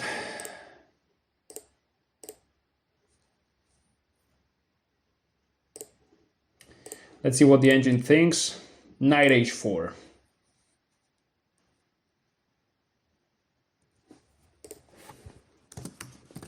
However, a drawback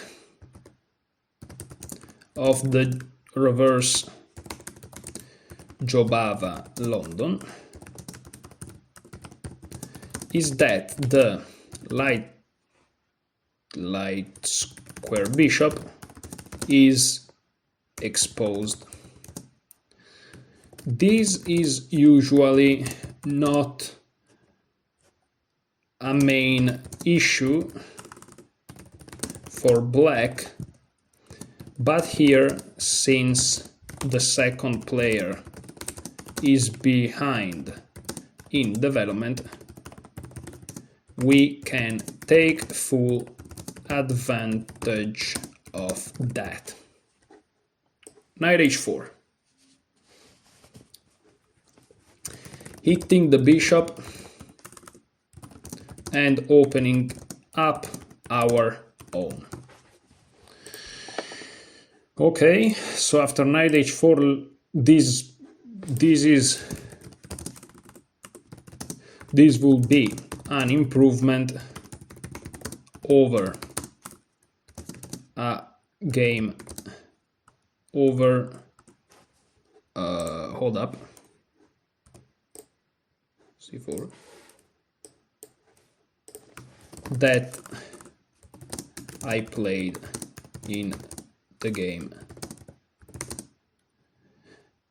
during the Road to 2500 series.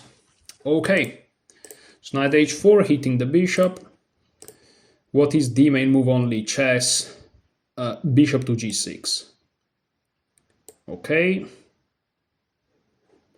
Black secures the bishop.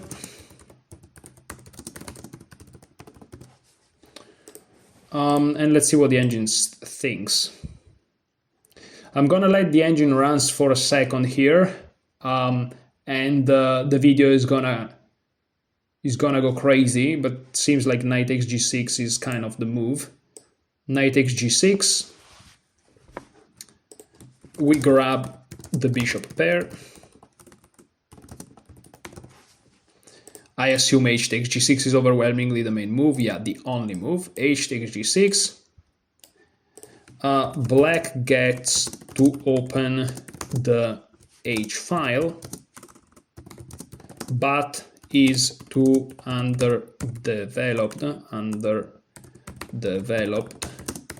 to cause us any trouble. All right, and let's see what the engine suggests here. c4 is the main move. This looks very logical, but let's see. Knight d2 and also c4. you know what? I'm gonna do something that you guys. This is a magic trick, okay? I'm gonna copy the fan, and I'm gonna go on n-croissant. Wait a second. Okay. And on n-croissant, I'm gonna import the fan, and you cannot see it. You cannot see it because I'm not recording the screen, I'm recording just Google Chrome. So what I've done, I've opened n-croissant, which is like Chessbase, but is free, and I have Stockfish on the position that you're seeing on the board, but I have it local, meaning I can go to a higher depth, and I'm now running it, and Stockfish is gonna tell us which move is the best. I have 2 lines open so I can confront 2 lines, and I'm gonna wait until depth 30 minimum, but perhaps even more. The video is gonna lag like crazy, so just hold on for a while. And yeah, maybe I'm gonna be over with this analysis before hour 2, which would be crazy.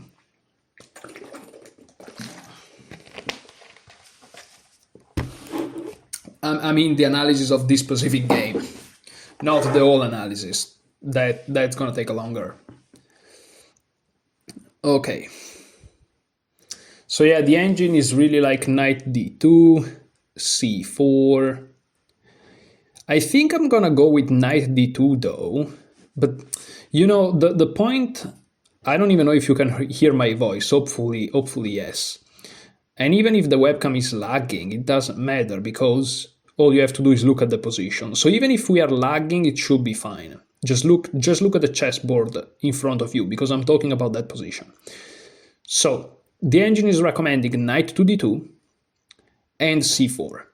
Now the positive of knight to d2 is that in this position, after knight to d2, we are already threatening to win a pawn with knight takes e4, and then if they take with a queen on d4, bishop takes c6 wins the game, and if they take with a knight, they drop b7. So we are actually threatening to win a pawn, and the issue is after knight to d2, black has to find some kind of precise moves, right? And so knight d2 is perhaps a little bit more annoying, practically speaking. At depth 30, the engine doesn't even think it's stronger, but you know, it asks some annoying questions. However, the move c4, and after that, I think that the best is simply e6.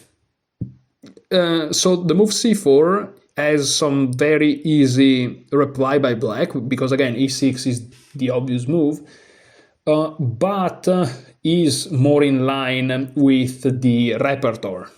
And you have to keep in mind that this is a very, very, very specific position.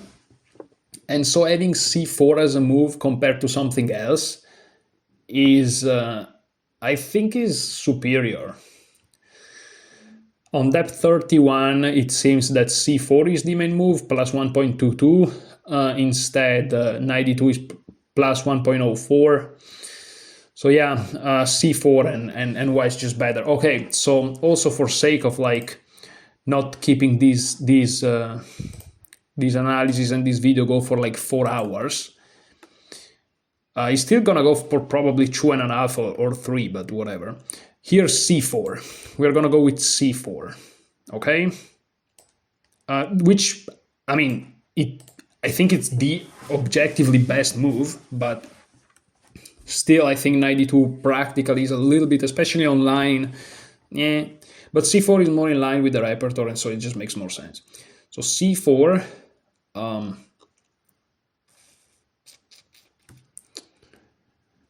very logical. We undermine black's knight outpost. And in general, we put the black's center under pressure. All right, so let's see what the main moves are here on Lichess.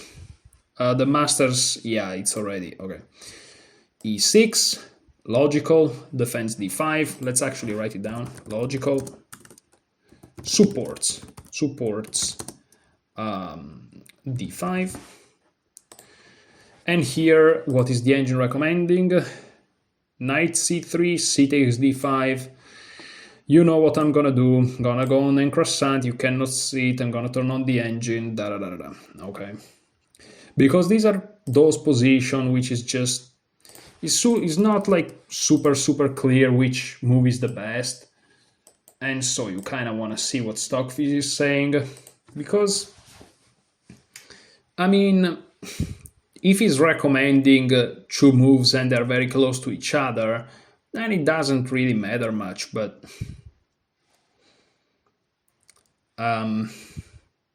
you want to see if one move is clearly better than the other. So right now, let me actually go back here so that you can see the chessboard decently, even though now it's super lagging, probably. I'm just analyzing this position with Stockfish. And Queen a4 is starting to creep up, actually. Queen a4. See, if a move like Queen a4 is best in this position, Queen a4 is a trippy move. Like, you can see humans scrambling after Queen a4. What is Queen a4 trying to do? Good questions. No idea. Yeah. Also, after Queen a4, I see the engine is giving f5 as the best move, which I don't see people playing f5. What? Why f5, dude? What are you talking about?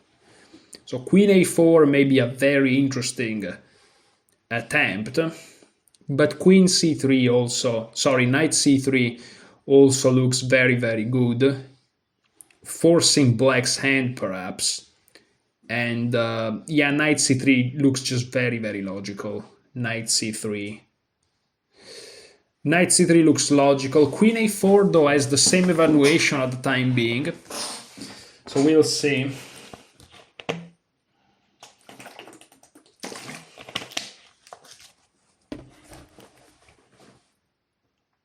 I'm very hungry. I'm gonna take something to eat. Just stay here, guys.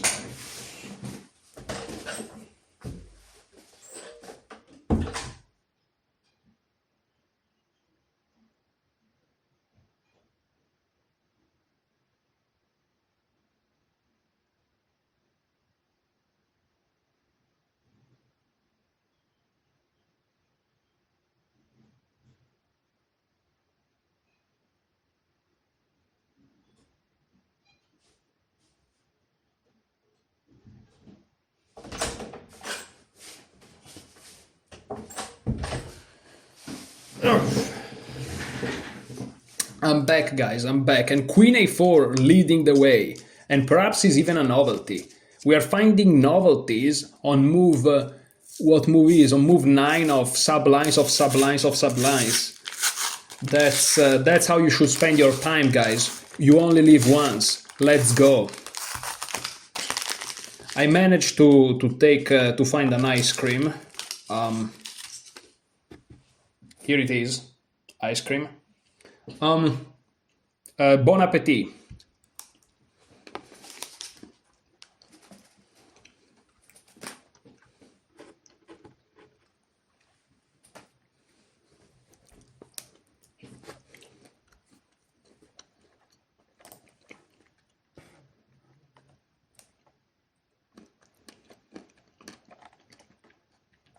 Unfortunately, Queen a4 is not a novelty. There is one game, only chess.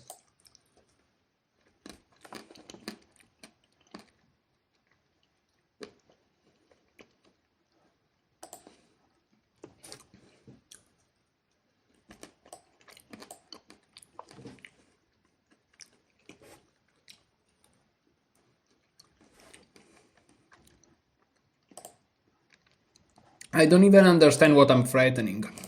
So I'm not only confusing my opponent, I'm also confusing myself. What's the threat? Knight c3?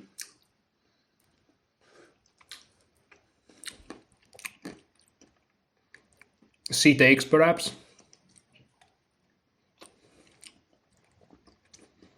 Maybe c takes and then something like queen b3 or queen b5. But why not playing it immediately, no? I'm highly confused.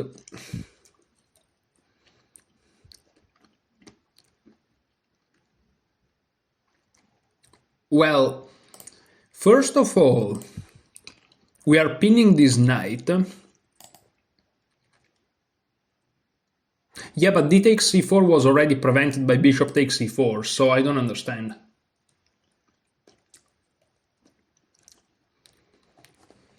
Okay, queen a4. And now let's say that they play bishop e7 trying to go for castling. What if they play queen d7 though? Oh wait. Maybe an idea is to take and then push. And now the knight is pinned. And maybe we are allowing rook d1. If I don't understand queen a4, I'm just gonna change and play knight c3. Because if I don't understand it, what's the point?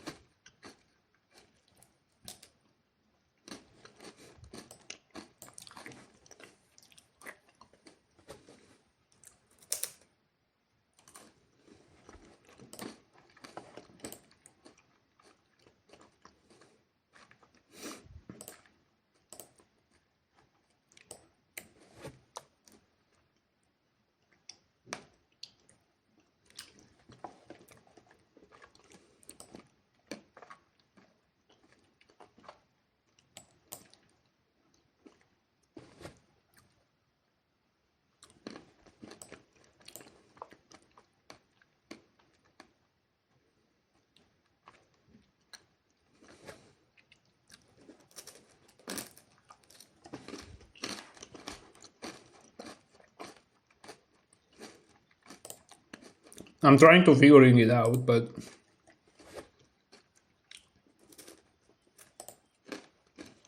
I'm just gonna go with knight c3. I just don't understand queen a4.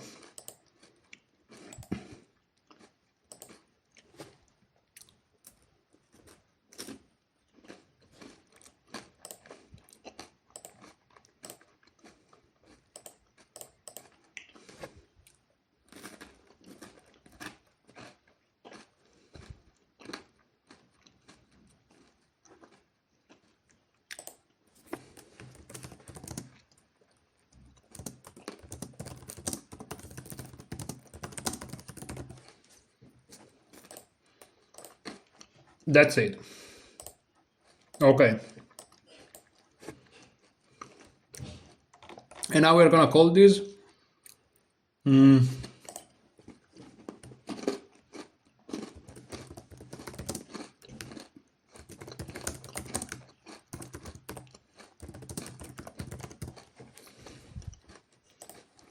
Here it is. I saw something very scary. I think this is gonna be a very laggy recording. Oh well. So,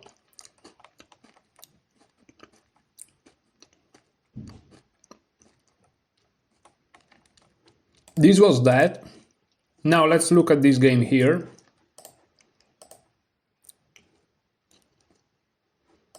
This was against Jolon. Maybe it was Solon in disguise. Okay. Let's look at this.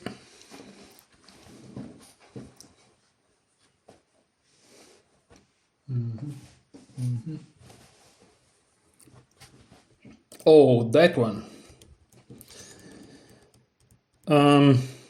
Oh, they played g6 here. Another attempt at... yeah, but this looks similar to... This looks similar to what we have seen with e4. What's the analysis of this? This looks very similar to what we saw in the other analysis, right? g6, castle is wrong, though c4 immediately. So this is even different. So how can I call this?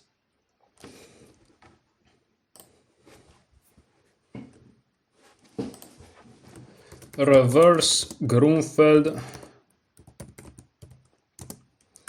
declined with g6.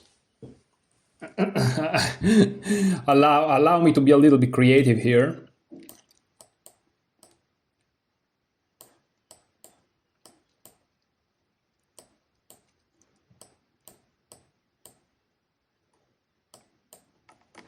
So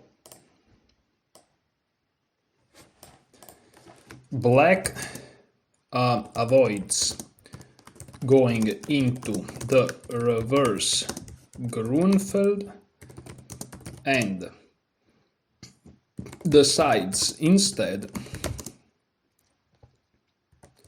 to target the knight from the distance. And here I played castle, but c4 seems to be more precise. c4. An improvement over... what did I play? Castle, okay. Castle. A move I played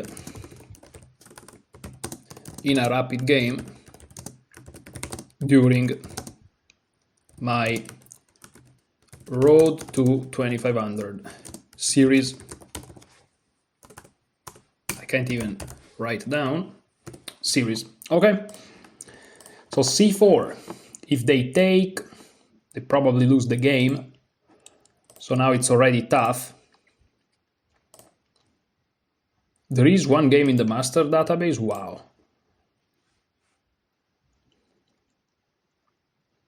It's pretty tough to do anything. Yeah, because if they take with the knight, we take, and that's a fork. So what are they gonna do? But bishop g7 looks logical. So I'm not gonna put e6 in, because that's a little bit rare. I want to see what happened on bishop g7. Oh, but this pawn is under attack. Yeah, but on bishop g7, the knight is under attack. And if takes, then they defend. So... oh, but then he's under attack anyways. Bishop g7 loses a pawn, doesn't it?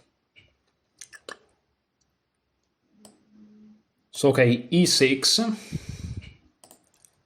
and bishop g7. Knight takes c6, b takes c6, c takes d5, c takes d5.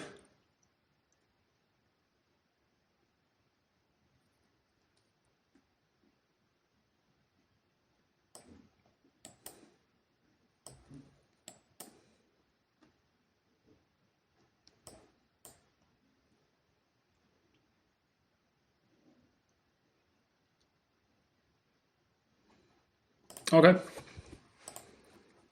So bishop g7.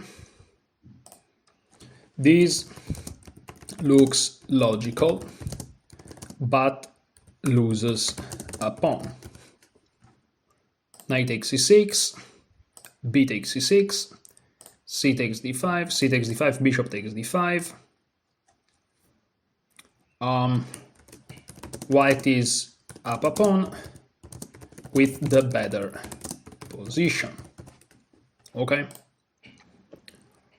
Queen a5, the only attempt for black to muddy the waters. Knight c3, and bishop takes c3 looks tempting, but is a blunder. B takes c3,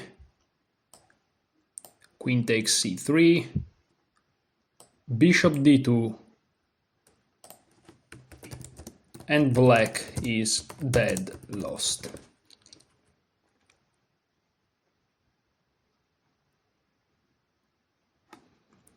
Okay, so let's go back to e6 and hear what to do. C takes d5, let's see. C takes d5. E takes d5. Okay. So let's close this one here. Sorry guys if everything is lagging. e6. The best move, defending d5, but this simply allows us to play against the isolated pawn. So we take, e takes d5. We managed to give black the isolated pawn in a position in which it's very convenient to us. But let's see how to continue. Bishop f4, bishop e3. Bishop f4, bishop e3. Knight c3 is the one chosen in Lichess.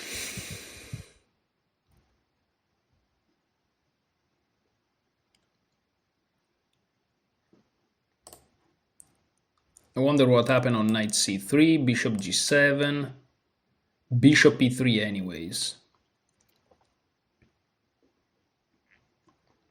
Bishop e3, knight f6, knight takes, b takes, bishop c5. Okay, interesting.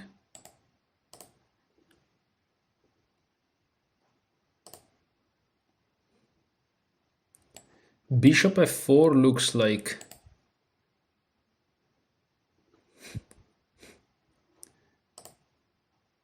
castle d4, bishop takes c6, b takes c6. Yeah, this looks like a little bit of a convoluted variation, so I'll go with bishop e3 probably, right? I'll go with knight c3 actually. Knight c3.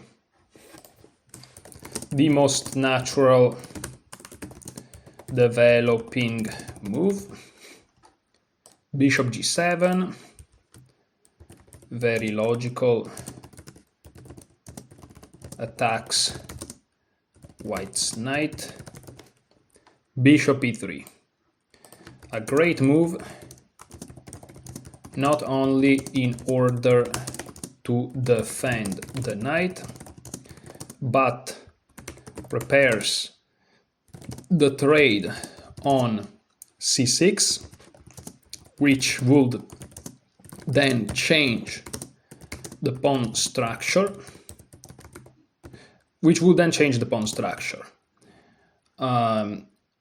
We will play against the hanging pawns,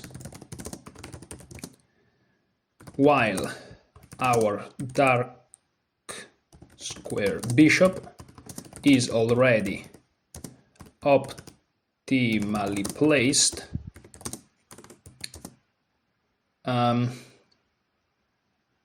in front of the dark squares. Yeah, that's a little bit of a sophisticated thing, but let's look at the main moves in the Lichess database. Knight g to e7, okay, knight g to e7. And here, castle, okay. Castle, yeah, h5 is a move, but let's say castle. And here, what's the plan? Queen d2, rook c1. They all looks quite logical.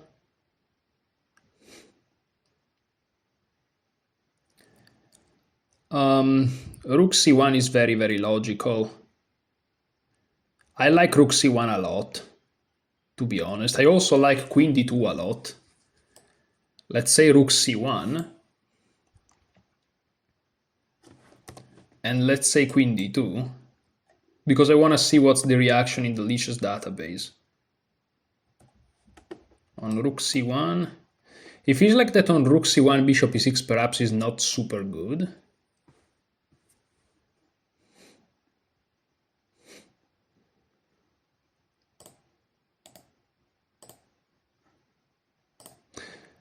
So bishop e3, knight g to e7. This is just a sample line. Castle, castle, rook c1, bringing the rook on the open file. White is better. Okay. Bishop e6.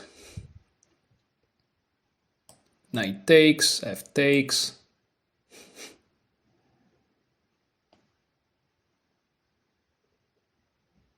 That looks a little bit artificial though. What about knight takes here? Oh, they just take back with the knight, but then they have the isolated pawn, but they're controlling d4, okay.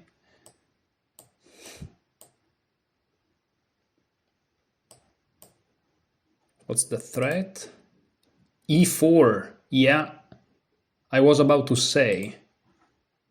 Bishop e6, knight takes, and here we can go for an interesting idea. Knight takes e6, we first take the bishop pair, f takes e6, bishop c5. We improve the bishop and we threaten to go e to e4, opening up the position for our bishop pair. So that's the idea. Great, that's great. e4 will follow. Great, as you can see, this idea of playing e4 against this very strong structure is something that we have already seen many times. And we are learning all these patterns.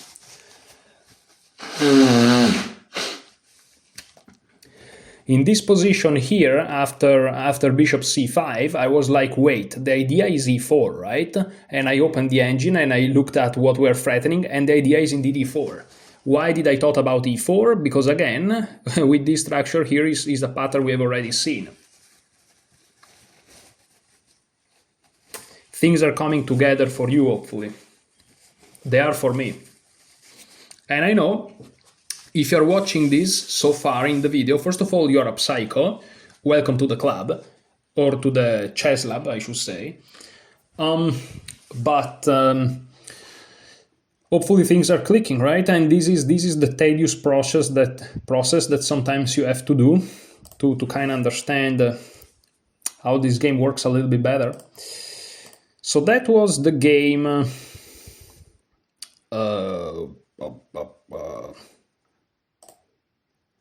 The game against Abdo-Samer with g6. Okay. So Abdo-Samer is something that we checked, and now this is the game against Delight 100.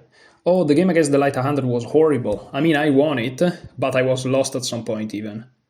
and I wasted so much time in the opening. So I think we are starting to approach, and then there are just 2 games to go. So we are starting to approach the critical moment, also known as the end of this infinite video. Oh, so g6. Yeah, that's the problem. So this is now the King's Indian setup, and this is something that I have to study. The problem is that now I'm super tired, so I cannot just study it right now. I'm gonna do it off camera, but I'm afraid off camera I'm not gonna do it. Because again, this is my secondary repertoire, right? I spent like today something like 3 or 4 hours studying my main repertoire already. So yeah, and here b3 as you can see, and this is just tough. It's just tough. So let's see what happened here. b3, bishop g7, bishop b2, and now d5. Look at this. Oh my goodness. Oh my goodness. This is a super weird way to force me to go into the Grunfeld setup with the fianchetto. Like this is crazy. So bishop g7, bishop b2, and now d5 is not considered. d5, look at this nastiness.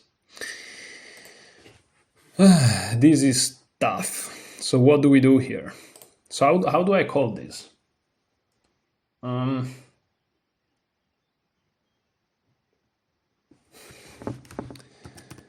King's Indian move order trick into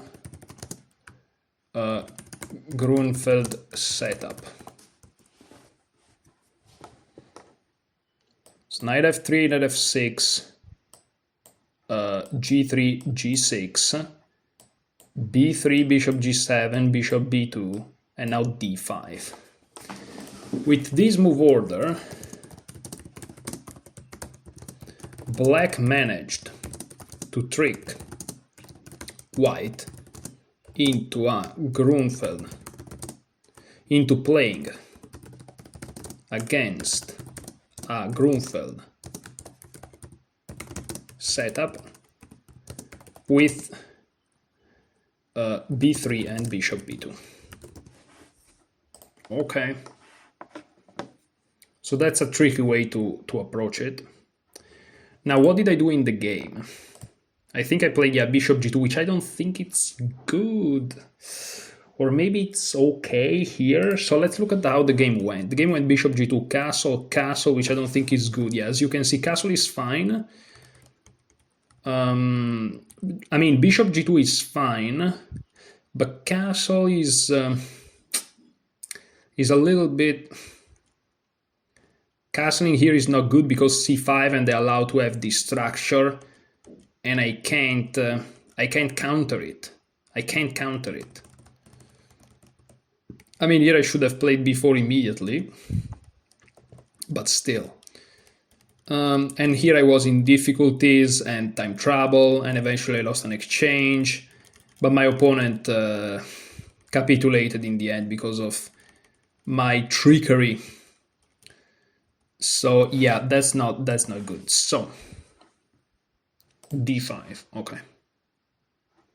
What are their masters playing here? They're playing c4, yeah. So this is very important. So here it's very important to understand what's going on. Since our repertoire against the King's Indian setup forces us to play b3 against knight f6 and g6, Black can then change his options and go into a Grunfeld setup, arguing our b3, bishop b2 is not optimal.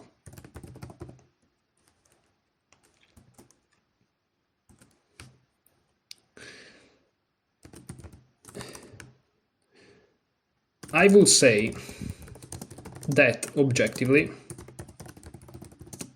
white is fine. However, move order accuracy is required. In fact, if white simply continues with bishop g2 and castle, black can go for his standard idea of blunting down our b2 bishop with c5 and d5, d4. Let's see what the engine says. c4, okay. c4. It is very important to be direct and immediately challenge black's center before they are able to get the c5, d5 pawn duo. Bishop g2. This is still okay, but a step in the wrong direction. Let's see. Castle, castle. This is a strategical mistake. c5, a great move, after which black is better. This is what happened in a rapid game I played in my Road to 2500 series.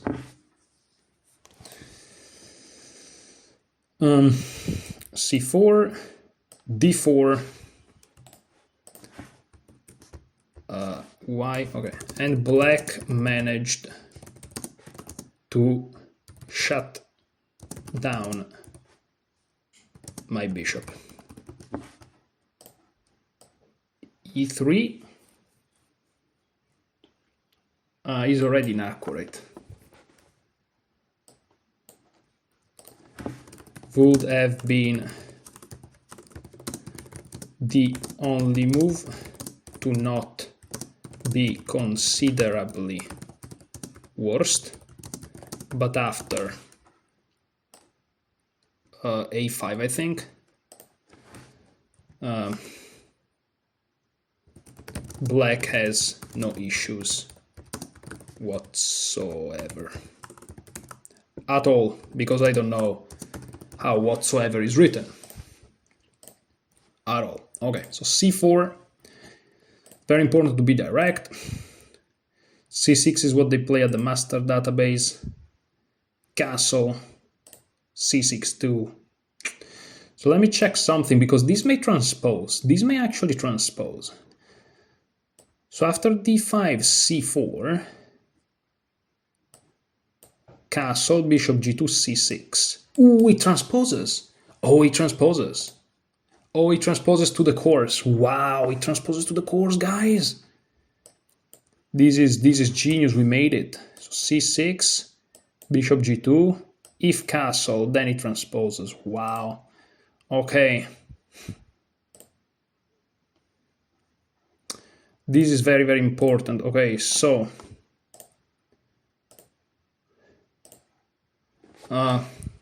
castle, bishop g2, wait. So castle, hold up. So after c4 we play bishop, wait, they castle, we play bishop g2, okay. Bishop g2, this actually transposes to Solon's course. c6, let's go here. Wait, after c4, yeah, c6, bishop g2, castle. This also transposes to c6, bishop g2, castle. This also transposes to Solon's course. Wow, so we managed to actually get back to the course after these weird move orders, which is really, really good. And now it's all a matter of like finding those lines in the course and actually studying them. So now I know what to study. Wow, okay, that's quite fascinating. I wonder which move order is used by Solon.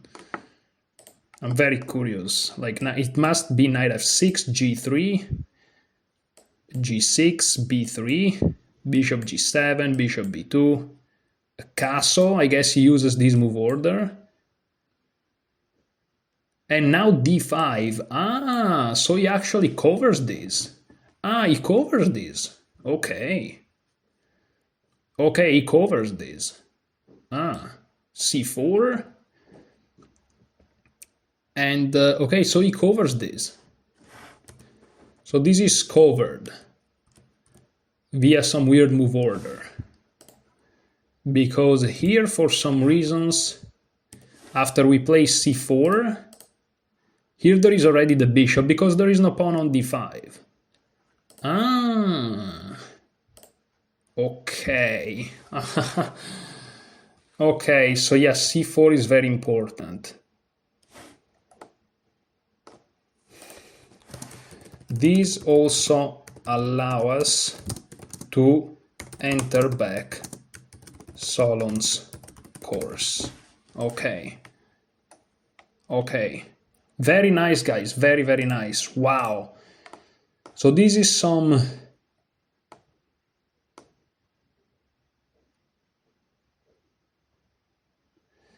how do I call this then? King's Indian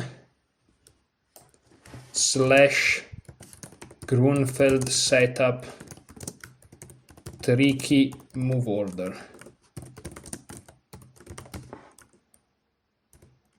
Okay. Okay. Okay. Yeah. Okay. Let's call it actually... I'm gonna leave it like this. I don't like it too much, but we can't be perfect, so let's just go with it. Okay, so that was against the light 100. Okay, and now the last two games. The last two games, guys. 2 hours and 28 minutes. Yeah, and now we are finally entering... what a nice final position. We are finally entering what I wanted to study from the beginning, and we are 2.5 hours in. Great. Oh, the reverse London system. Oh my goodness, so many bad things can happen in this life, you know, and one is the reverse London system.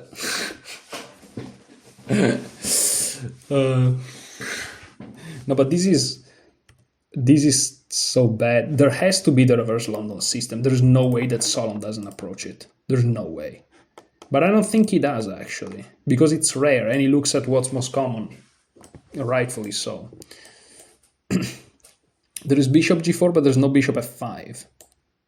Yeah, the reverse London. What do we do against it? Bishop g2, I think that's what I played. Yes, bishop g2, now e6, and castle, knight f6.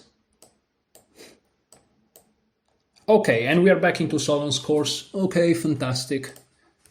Fantastic. So, reverse London system, tricky. I don't know how to write it anymore. Tricky move order. So knight f3, d5, g3, bishop f5. The reverse London system will most likely transpose to Solon's course. Bishop g2, and here e6 is overwhelmingly most played. E6, castle, also the master level, very nice. And here knight f6 is by far the main move. And now we are back into Nate Solon's course. Okay. Phew. I played c4, they played c6. Let's see. I played c4, they played c6. And here queen b3.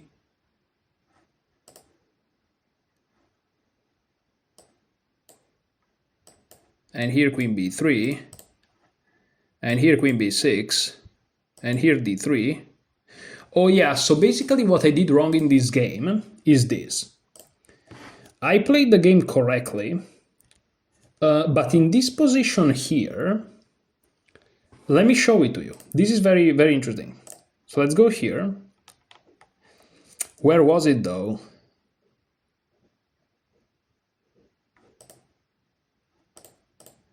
It was. I think it's here in the Slav with bishop f5. I think it's in the Slav with bishop f5. No. Sorry guys, here it is, but not this. This. Yes. Bishop d2, this is correct. And here the... Sorry. This is the line, and here it says, preparing b4. The double b pawns may look weak, but we are planning to use the front one as a battering ram. If black doesn't prevent it, we'd certainly like to advance that pawn to b5. Note that after a6, the a pawn will still be pinned to the rook. If black manages to prevent b5, a nice setup is bishop c3, followed by knight b1, d2 to b3, when the knight can look to jump to a5 to c5. So what I did during the game is wrong, because in the game after bishop d2, bishop e7, my opponent is not preventing b4, and is not preventing knight d4. So if you turn on the engine, which I already done, the main moves are indeed b4 and knight d4, as you can see, which is in the course. What Solon is saying is, if they prevent you from playing b4, then you can go for bishop c3, knight d2, and then b4, and then knight b3 if possible, right? But here I wasn't prevented to do so. And so this setup that I decided to go for is not like terrible, but it perhaps was a little bit of the wrong idea. And also knight e5 is not best. Knight d4, again, this idea of playing knight d4 is more appropriate. And okay, I kind of lost my way here. So I'd say that here we can just keep it like this. Here I didn't make a mistake in terms of, you know, going for the wrong ideas because it's not in the course. Here I should have gone for a more practical. I forgot basically what was in the course. Let's just say it for what it is. Okay, so let's look at the last game, final game. Maybe we're gonna close before the 3-hour mark. That would be quite impressive. This one I won, but Okay, this is bishop g4 here. This is, wow, this I've never seen. I don't think is in the course. So knight f3, d5, g3, c5, bishop g2, knight c6, well, knight f6 here, castle, and here knight c6 will go back to, well, apparently nothing, even though I thought it did. Sorry, of course not. My mistake. Let's look at c5 perhaps. No, it's always knight c6. It's always knight c6, bishop here, castle, bishop g3. And here what am I supposed to do? d3 perhaps? No. No, I didn't want to... So let me go here in the Slav chapter, because the Slav chapter is similar, but with bishop g4. The problem is the Slav chapter has the pawn to c6. That's the issue. And not on c5. That's actually a big difference. That's actually a big difference. That the pawn is on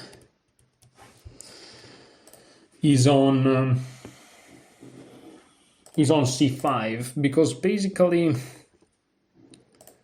in the Slav chapter, as soon as the page loads, I'll tell you guys. And let me make myself here again. In the Slav chapter, this pawn is here, and so you play h3, and if take, you go for this d3 e4 line. But here the pawn is on c5. Maybe things are different, so I'm not sure how to react to this. c4 seems to be the correct way to go about it.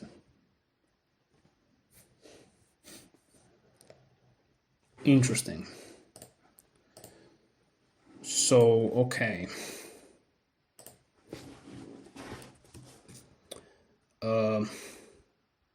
How do I call this? Let's call it c5 d5 setup with knight f6 bishop g4. Okay, so knight f3 d5 g3 c5 bishop g2 knight f6 castle bishop g4. Of course, if knight to c6 d4, we would be back. This would lead us back to Solon's course.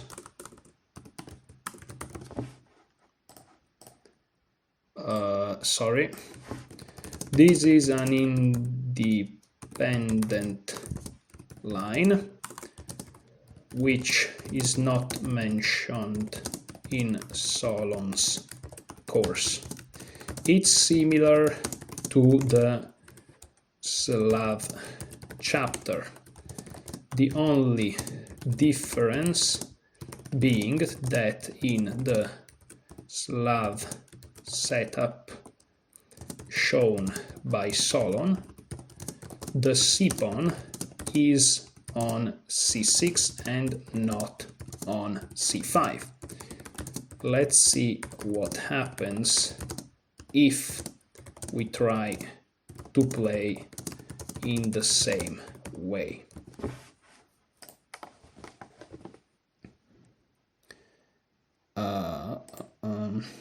So that would be h3, bishop takes f3, bishop takes f3, knight c6, d3, and after e6, e4, d takes e4, d takes c4, I guess, queen takes d1, rook takes d1, knight to d4. Okay, so after h3 takes knight c6, h3. This is the move we play against the Slav setup with bishop g4. However, since black's pawn is on c5 rather than c6, there is a key difference which makes this move not ideal. Bishop takes f3, bishop takes f3, knight c6. This is the point. Black gets his knight to the dream square c6. Here, if we go for the typical plan of d3, e4, we run into tactical issues. d3, e6, e4, this would be an inaccuracy. d takes c4, d takes c4, queen takes d1, rook takes d1, knight d4, hitting both the f3 bishop and the c2 pawn. White is black is better here. Okay, so we cannot do that. Knight c6. So here we cannot play h3. We should instead go for c4, very active. c4. So let's promote this. c4. Great move. The best move. It's important to... Let's actually, this comment here,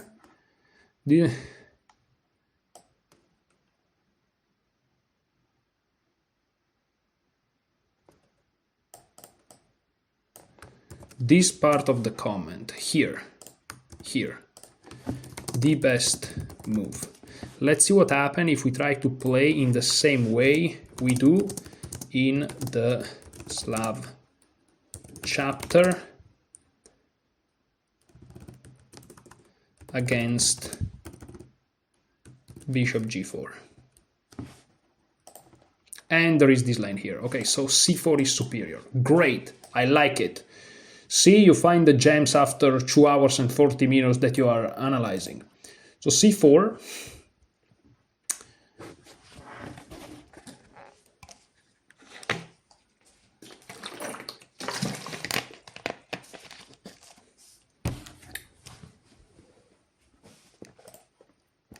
And here what to do though? Well, let's look at the main moves. So e6 is a move, but I kind of want to see what happens if they push. d4. I really want to see what happens if they push. To be honest, this is the move that, at first sight, concerns me. It takes space. It has the usual idea of getting the c5 and d5, d4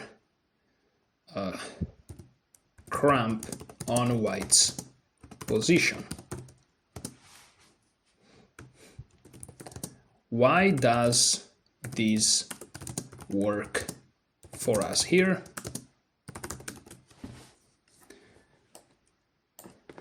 But here, this is okay for us, for white, let's say. Why? Let's try to understand it.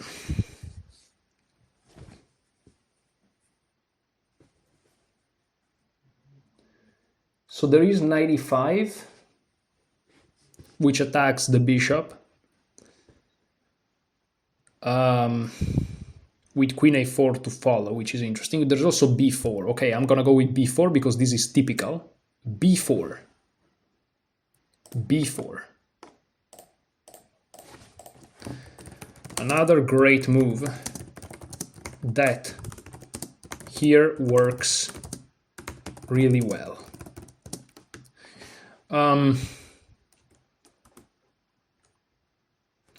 This idea is an idea I already used once in a game in an OTB game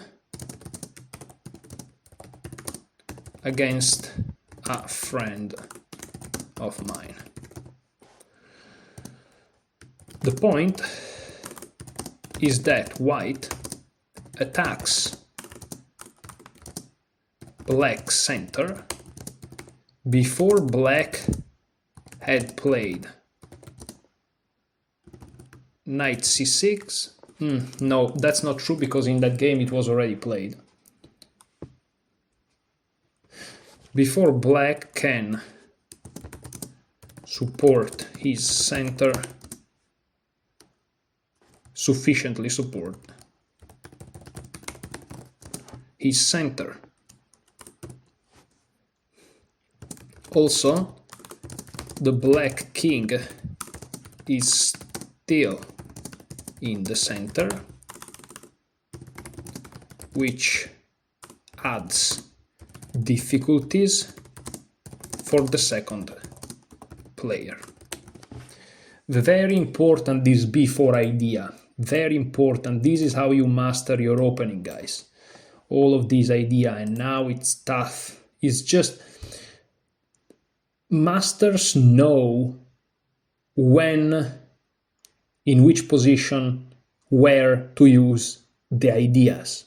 First of all, they know basically all of the ideas of a certain structure or opening, but then they know where and when to use them correctly, appropriately. I have a bunch of ideas in my mind, but I just, you know, like the idea of playing b4 is an idea that I know. Also the idea of playing e3 to kind of dismantle this structure, but I don't know when to use it, right?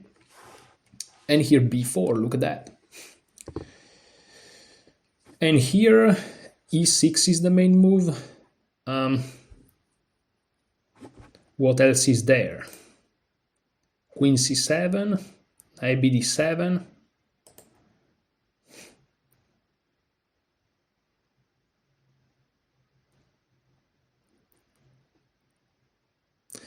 Well, e5 is not playable because we take. What could they do? What could they do? Let's say that we go with e6, which seems to be the most played move on chess. I choose this move just because I have to choose a move. The most common move in the Lichess database. It makes sense. Black wants to take back on c5 with the bishop.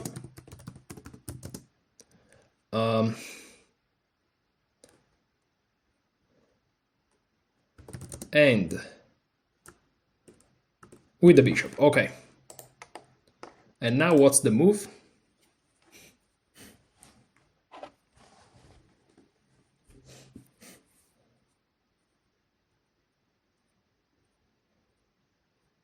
Knight e5 is a difficult move to understand, to be honest.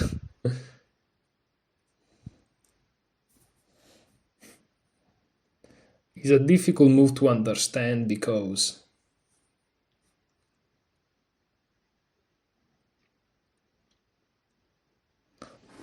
okay, knight e5, let's go.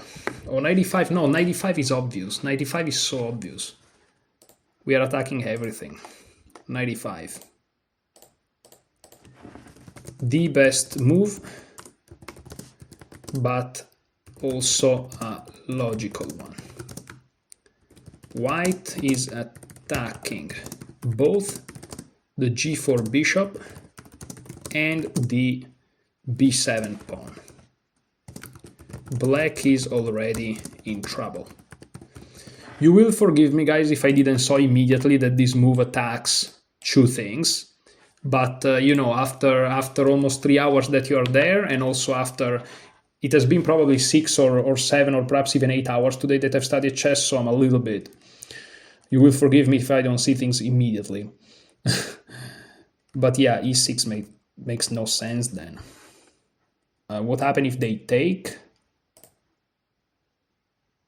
a3? No, but also knight e5. Yeah, knight e5. And that's why bishop c8 is the move. Okay. a3. Why a3? Benko Gambit style compensation.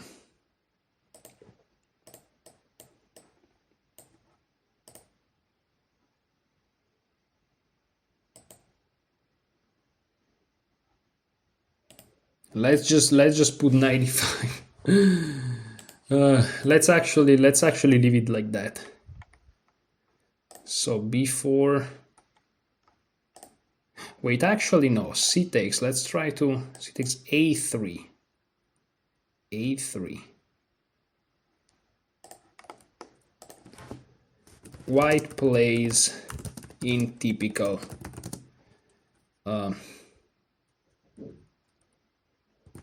Benko style.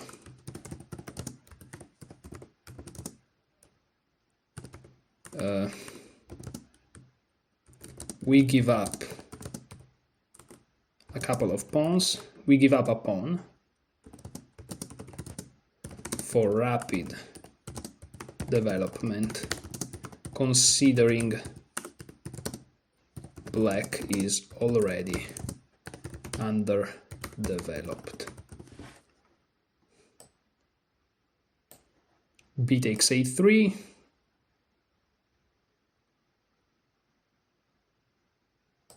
Knight e5. Hitting both b7 and g4. Bishop c8.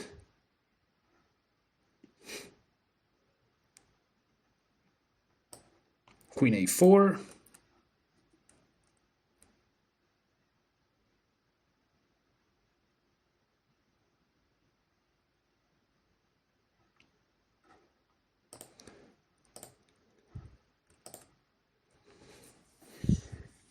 Yeah, maybe I'm drunk.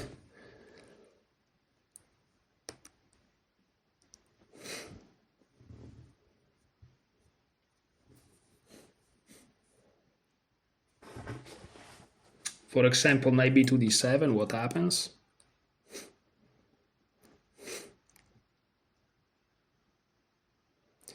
Bishop takes a3 is enough. Even c5 here specifically. c5. Black is lost. What's the threat? c6.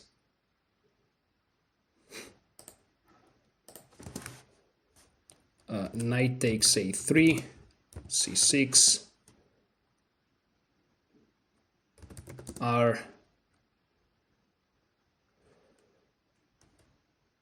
powerful threats.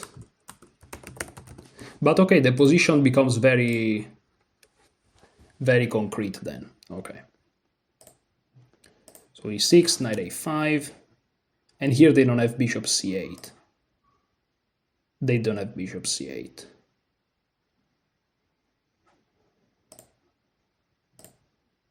Queen c7, or knight b to d7.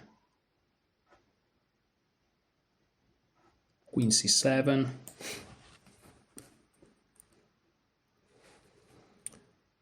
Knight takes, knight takes. Defends b7 and attacks white's knight. So knight takes, knight takes.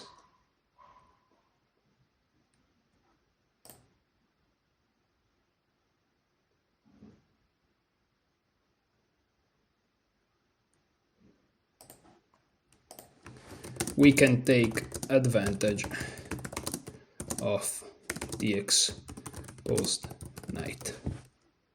e3. The move e3 together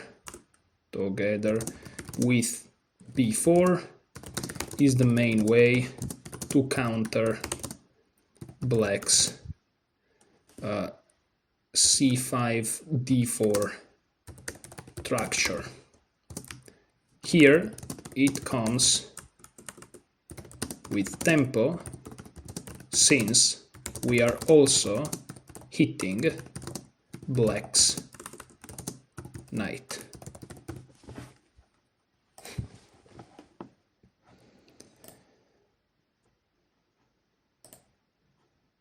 Knight e5 was tried in a rapid game on Lichess. Black is perhaps eyeing the d3 square.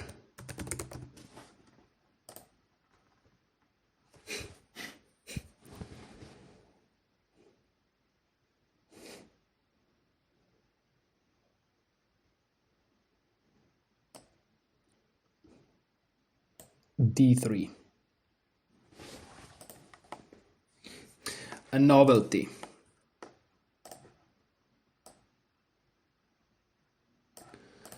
According to my database, a novelty. We stop knight d3.